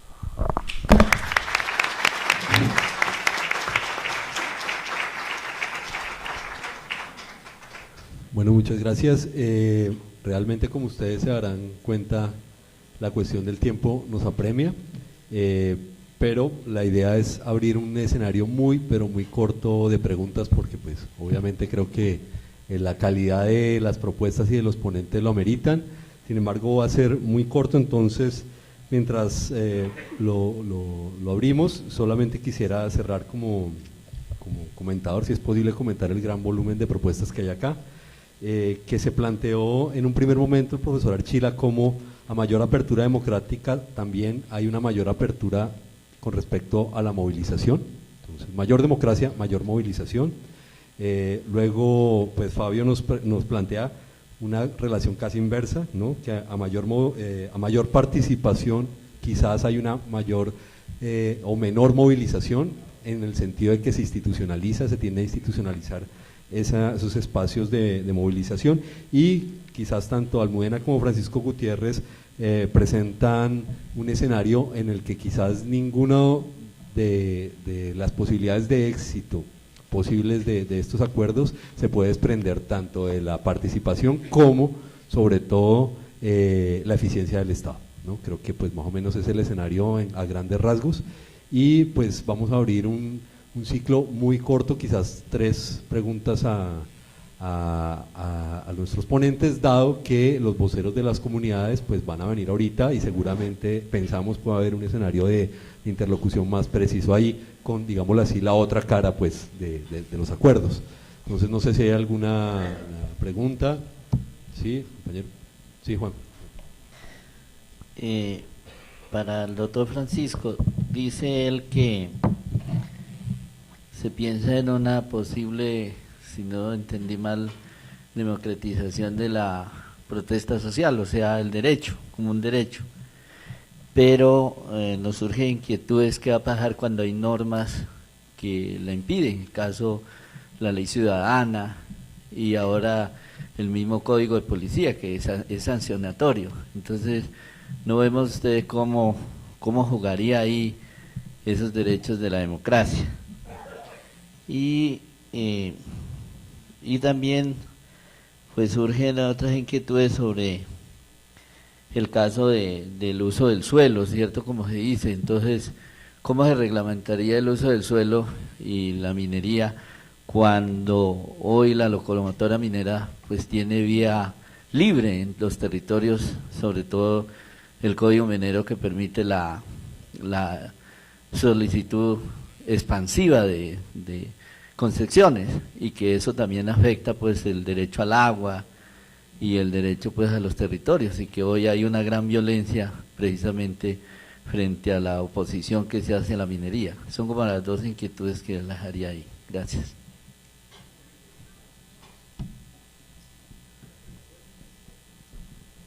Muy buena tarde. Yo quisiera plantear esta reflexión pues con todas las expectativas de que lo que se está sugiriendo y mostrando tenga todas las posibilidades desde el nivel de la construcción de los procesos en los territorios. Serían 2 direcciones. Una es cómo lograr consolidar una participación social, si desde la institucionalidad o al menos desde quienes las administran no hay un interés en compartir el poder, O sea, no está en discusión el régimen político, ni está en discusión una reestructuración del Estado. Entonces, ¿cómo lograr que eso se tenga en cuenta?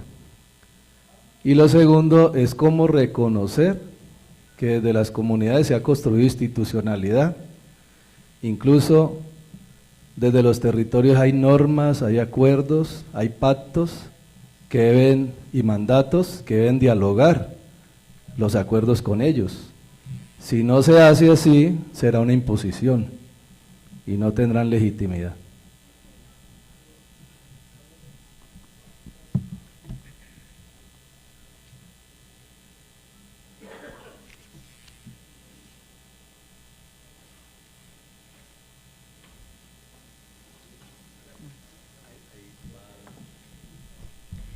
Un comentario para Francisco. El famoso Fondo de Tierra para la Paz, yo creo que en esta bipolaridad del gobierno es muy complicado que funcione, porque por un lado se estructuró un fondo de tierras con un inventario de tierras que venían de diferentes procesos agrarios, y uno encuentra que en el gobierno, en cambio de ir en esa dirección, pues se va en otra dirección completamente distinta, como aprobar la ley de Sidres, que va en contra completamente de eso, como 1 millón de hectáreas del plan siembra del ministro de Agricultura, que también va en contra completamente de la economía campesina. Entonces, yo creería que el fondo de tierras tiene que ser regional, no puede ser un fondo de tierras nacional, tiene que ser regional, tiene que ser en los territorios y tiene que ser con los campesinos, las comunidades étnicas que conocen de quién es la tierra y sobre todo cómo se va a redistribuir, que yo estoy completamente de acuerdo, redistribuir va a ser un lío. Mira nomás en 2 casos concretos, en Porvenir, el caso del Porvenir, en las tierras de Carranza, en la altillanura, que pues sabemos todos que eran baldíos indebidamente ocupados por Testaferrato. En este momento no se sabe a quién entregarle la tierra, porque no se sabe ni quiénes son las víctimas, ni quiénes realmente pueden merecer esa tierra. Funcionarios del INCODER en liquidación fueron y entregaron tierra a cambio de plata, entonces está ocupada por gente que no es la que realmente necesita la tierra. El caso de Bellacruz igual, ¿a quién se le entrega la tierra una vez realmente el señor Efromovich resuelva entregar los 1.200 hectáreas de baldíos? Hay 2 organizaciones que no se sabe, quien tiene que decir quiénes son las víctimas, pues es la Agencia Nacional de Tierras, pero es muy complicado. Entonces, si el Fondo de Tierras no se construye desde las regiones y las decisiones son tomadas por las comunidades que saben quiénes son las víctimas, quiénes tienen tierra, quiénes no tienen, quiénes han vivido allí, quiénes tienen restitución y quiénes no tienen derecho a restitución, va a ser muy complicado que ese punto por lo menos se cumpla, y es la base para entregar para empezar una reforma agraria real.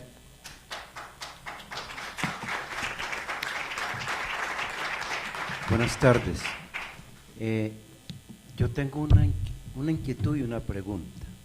La pregunta: ¿quiénes nos van a garantizar a nosotros en nuestros territorios la aplicación de la normatividad y de todo el contexto de lo que se va a desarrollar? Lo segundo, el 27 de agosto de 1993, en la ciudad de Quibdó se promulgó la Ley 70 del 93, la ley que protege a las comunidades negras en todo el territorio colombiano.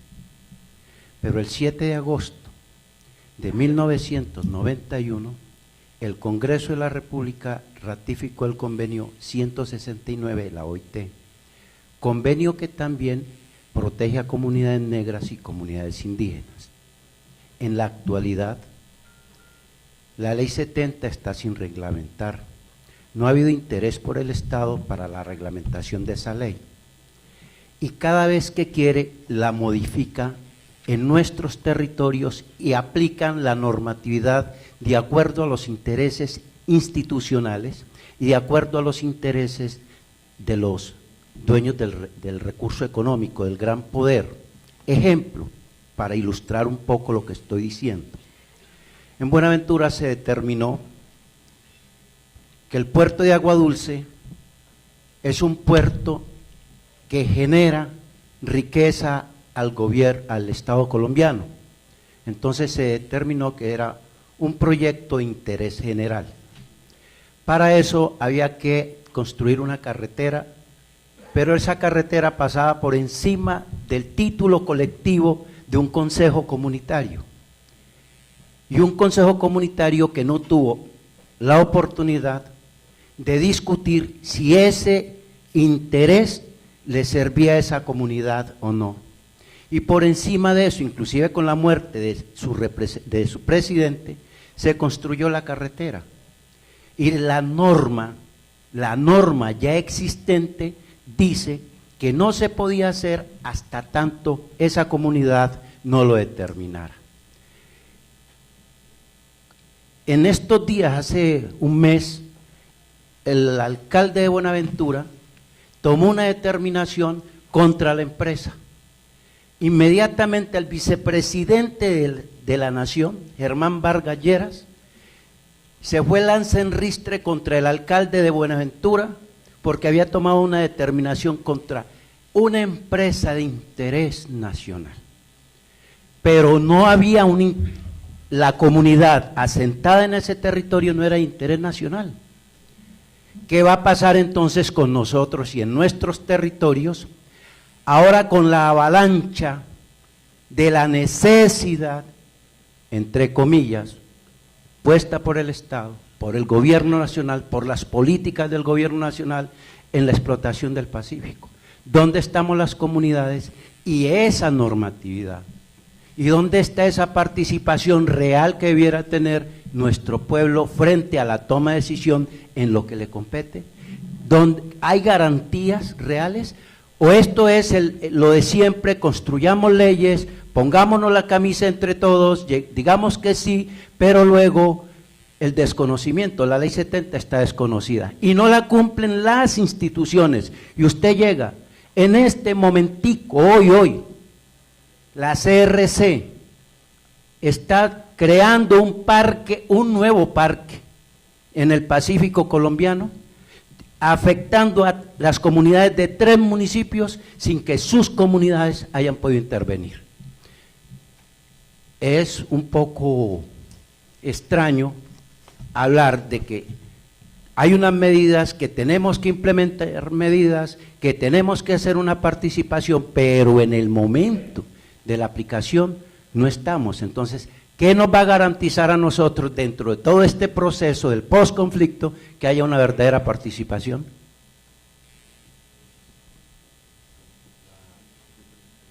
La última pregunta de Oscar y ya tenemos que cerrar porque pues como ustedes saben estamos bastante cortos de tiempo. Le daremos algunos minutos de respuesta muy sucinta a los participantes, pero muy concreto, Oscar.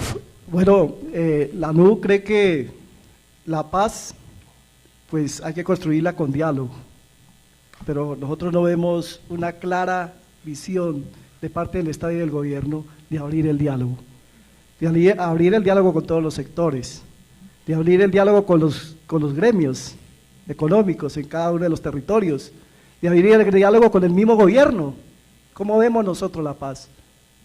De abrir el diálogo entre las comunidades, porque tenemos muchos problemas en el territorio y tenemos que solucionar esos problemas dentro del territorio.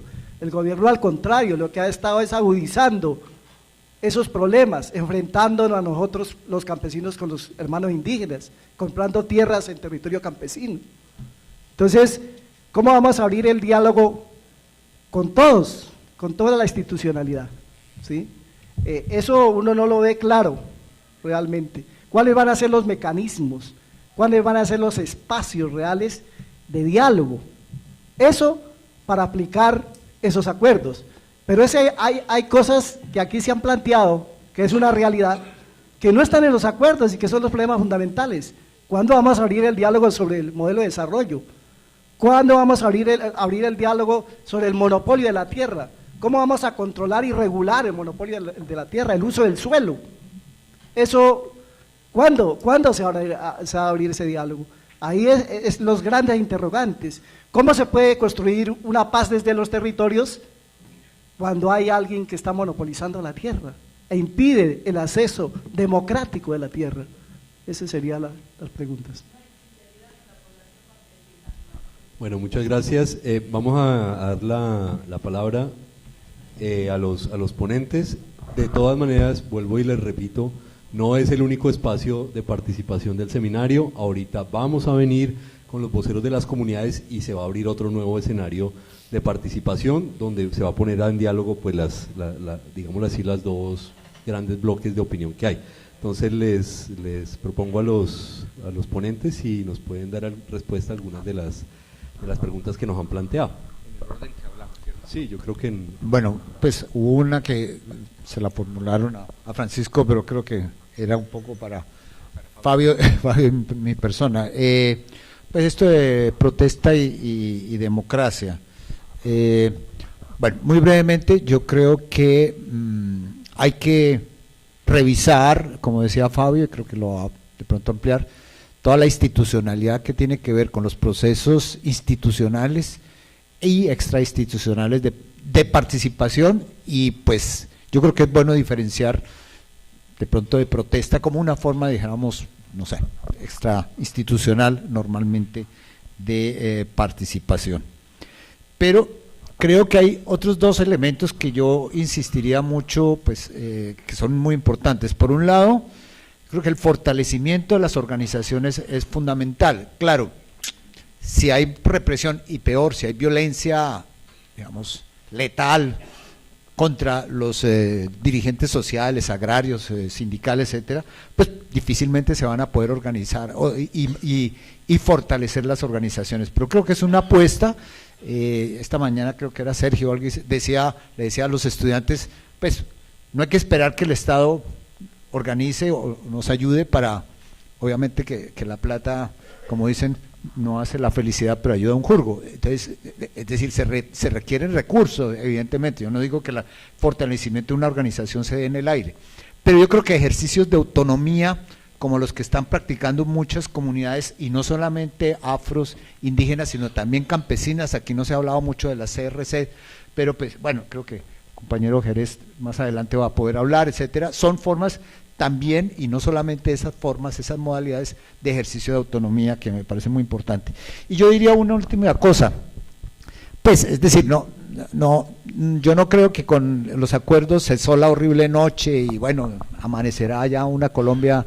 Es un proceso muy lento, es un comienzo o un paso muy importante y hay que valorarlo, pero yo sí creo que es hora de ir desmontando esa cultura que teníamos de Guerra Fría, y yo la decía hace un rato como refiriéndome a la fuerza pública, pero es que nosotros también de alguna manera, y lo digo yo pues como profesor de la Universidad Nacional, en donde la consigna todavía cada vez menos es policía, asesino, asesino, policía. Yo creo que esa cosa hay que comenzar a cuestionarla, ¿sí? Yo he tenido conversaciones pues nos han invitado coroneles de la policía en formación y toda esa cosa, y pues para ellos evidentemente hay toda una escuela muy dura de años, pero bueno, si ya los enemigos se están dando la mano, ¿por qué no? No es que diga yo que ahora en las protestas pues vamos a darle abrazatón, claro, los estudiantes lo hicieron y les fue muy bien, pero y bueno, como decíamos ahí, no se trata de andar pues así cogiditos de la mano como si, no, pero yo sí creo que es un momento, una oportunidad histórica de ir comenzando a cuestionar de lado y lado esa cultura de Guerra Fría, ¿no es cierto?, de ver al otro como el enemigo. Yo creo que hay que comenzar a ver adversarios que son personas como nosotros, hay que poner un nivel de igualdad, o por lo menos mucho más que rebajarlo como solíamos hacer en el pasado. Bueno, eso.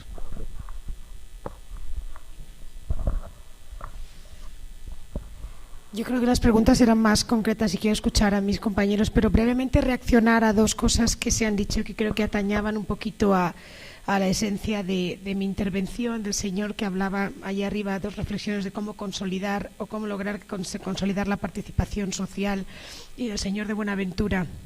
Estoy completamente de acuerdo. Yo quería reaccionar diciendo lo siguiente: creo que no hay garantías y creo que es decir que creo que es quizá mucho pedir al proceso que se tiene, pero sí que creo que, haciéndome eco del profesor Velázquez, hay algo que, desde el punto de vista legislativo, desde el punto de vista de quienes vemos en la ley un instrumento para actuar o en doblegarla, si me permiten a veces, sí que es la primera vez en este acuerdo que hay tanto nivel de detalle. El profesor Velázquez hablaba de 90 tareas más o menos identificadas a lo largo del acuerdo, en las que se prevé esa participación, se regula esa participación y casi se deja en manos de ese nivel de participación social la capacidad de llevar adelante esa implementación.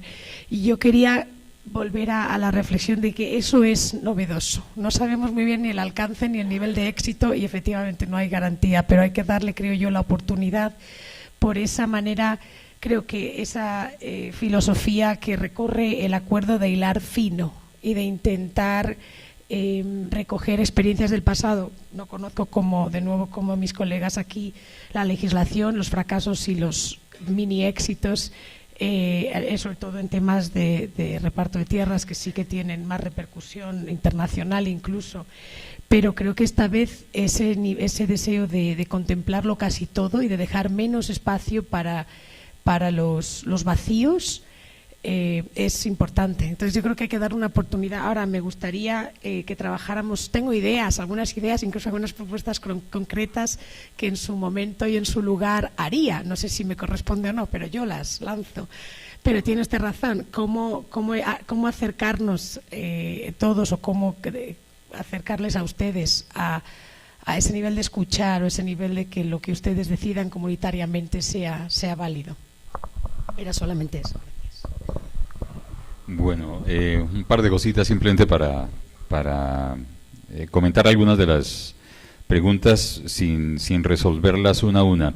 De todas maneras, el tema de protesta social y movilización, para complementar lo que dijo Mauricio, el Código de Policía acaba de ser demandado ya, de modo que ya hay un primer paso para dar un salto de una concepción de la protesta y la movilización pacífica como problema de orden público a una concepción de la protesta como derecho. Eso, digamos, me parece que es un punto importante. Nosotros estamos haciendo, por ejemplo, ahorita en Foro unos estudios sobre cómo se maneja a nivel de protocolos, a nivel de ciudades y de pequeños municipios, el tema de la protesta social, porque no es solamente el tema del Código de Policía. En pequeños municipios donde no hay protocolos, pues aplican el Código de Policía directamente. Pero en grandes ciudades, por ejemplo, la mayor parte de los protocolos, exceptuando el caso de Bogotá, que con la alcaldía de Gustavo Petro hizo un protocolo bastante interesante de manejo de protesta, que ya está siendo desvirtuado por la actual administración de Peñalosa. En la gran mayoría de las ciudades los temas de protesta pacífica son tratados con un instrumento que se llama el ESMAD. Eso ya lo dijo Mauricio, el Escuadrón de Antidisturbios. Y ese es porque hay una concepción, tanto desde los cuerpos de la fuerza pública como desde las autoridades locales, de que el tema de la protesta social es un problema, no es un derecho, es un problema de orden público. Entonces me parece que, digamos, con la demanda que se ha hecho al Código de Policía, en la semana que pasó, creo que comenzamos a dar un paso para tratar de dar un debate público, y hay que darlo ahora, sobre el tema de las garantías para la protesta social como parte del derecho, como un derecho. Y ahí, digamos, está un poco en medio de eso la tarea que la mesa nos ha encargado a 3 instituciones, justamente para trabajar el tema de las garantías para la participación. El tema de garantías es un tema, yo diría, central en las demandas de la gente en el territorio. Lo que nos encontramos en la consulta que les conté justamente es que si había un tema de consenso era el de la exigencia de garantías por parte del Estado para la participación y para la protesta social. Y a mí me parece que ese punto no es menor, digamos, es un punto fundamental que habrá que trabajar a fondo y que afortunadamente en el propio texto de los acuerdos está claramente estipulado. En segundo lugar, a mí me parece que, digamos, todas estas cosas, discútanse el tema, digamos, cualquiera de los puntos del acuerdo y su aplicación, me parece que nos va a exigir un fuerte cambio de mentalidad y de comportamientos a nivel del Estado y de la sociedad. Yo creo que, digamos, tenemos que repensarnos distintos para poder construir la paz. No podemos pensar con los mismos esquemas con que hemos venido pensando la relación entre los actores y en el territorio, si queremos nosotros construir la paz. Comenzando por el gobierno central. El gobierno central, como lo dijo Miriam Villegas, es bipolar. es un gobierno que establece unos acuerdos de paz, ¿no es cierto?, y que al mismo tiempo está diseñando políticas públicas que van en contravía, para no poner ejemplos concretos.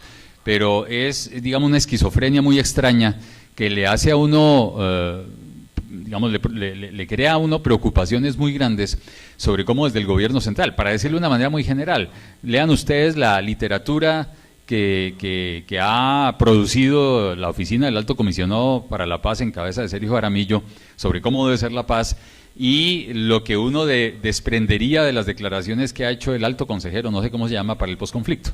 Digamos, son dos lógicas completamente diferentes. En la OACP se está planteando que la paz es un problema del territorio y un problema de construcción colectiva en el territorio, mientras que el alto consejero para el posconflicto está planteando que la paz se va a construir con una serie de proyectos de inversión que van a ser desde el gobierno central. Esas son dos lecturas totalmente distintas del tema, que preocupan porque ambas, digamos, tienen recorrido en el seno del gobierno, y por eso yo decía que una de las cuestiones fundamentales dentro del gobierno, por lo menos a nivel del gobierno nacional, es el construir un lenguaje único, es decir, el de construir un mensaje único para su relación con la sociedad en el momento de la implementación. Pero hay un segundo punto que me parece muy importante, y es que el diálogo territorial tiene que hacerse fundamentalmente entre los actores del territorio, y como decía el compañero último que intervino, pues es un diálogo entre las comunidades, entre el sector privado y los gobiernos locales. Y en el tema de gobiernos locales a mí también me parece que hay una fuente de preocupación muy grande, por lo menos yo la tengo. Es decir, hoy nosotros elegimos en octubre del año pasado los mandatarios que entraron en 1 de enero a ejercer su mandato en las alcaldías y gobernaciones, y durante toda la campaña muchas organizaciones insistimos que estos alcaldes y gobernadores, los concejales, los diputados, los miembros de las juntas administradoras locales tendrían que ser elegidos para la construcción de la paz, y yo creo que ese mensaje no ha entrado en gran parte de los liderazgos políticos a nivel territorial. Hay una preocupación muy fuerte porque lo que, digamos, uno está viendo en el nivel territorial es que los alcaldes están esperando que sea el gobierno nacional, que tiene la plata y que tiene el acuerdo, etcétera, el que ponga en marcha los acuerdos, y eso genera unas dificultades de interlocución muy fuertes, porque ¿con quién dialogan las comunidades en el territorio? Con el gobierno nacional, entonces hay que esperar a que venga, y si no viene, entonces le hacemos movilización social, y si viene y dialoga y nos promete, nos calmamos, pero cuando no cumple los pactos nos volvemos a movilizar, y entramos en un círculo, digamos, una especie de bola de nieve, ¿no?, que va en una dirección totalmente contraria a la construcción de acuerdos, a la construcción de paz. ¿Por qué? Porque el gobierno local y los gobiernos territoriales no tienen velas en ese entierro. A mí me parece que hay un punto vital, y eso implica, a mi juicio, pensar en un mediano y en un largo plazo, no solamente en un cambio de mentalidad, sino en un cambio de liderazgos políticos. Y yo creo que ahí hay una apuesta también importante que hay que comenzar a pensar. ¿Cómo transformamos liderazgos políticos de tal manera que alcaldías y a gobernaciones esté llegando gente que esté comprometida con la construcción de la paz? A mí me parece que ese es un punto clave. Y finalmente, un señalamiento: concebir la participación como un derecho significa concebirla como algo que nadie nos regala, ¿sí?, sino que nosotros nos lo tenemos que ganar y exigir. A mí ese punto me parece importante. Yo creo que hay que, digamos, asumir el tema de la participación como un tema que es parte de mi, digamos, identidad como sujeto de derechos, y que por lo tanto yo tengo el derecho a exigir ante el Estado. El Estado no me lo va a regalar, ni tengo que pedirle al Estado que me regale la oportunidad de participar. Soy yo el que me tengo que ganar ese derecho.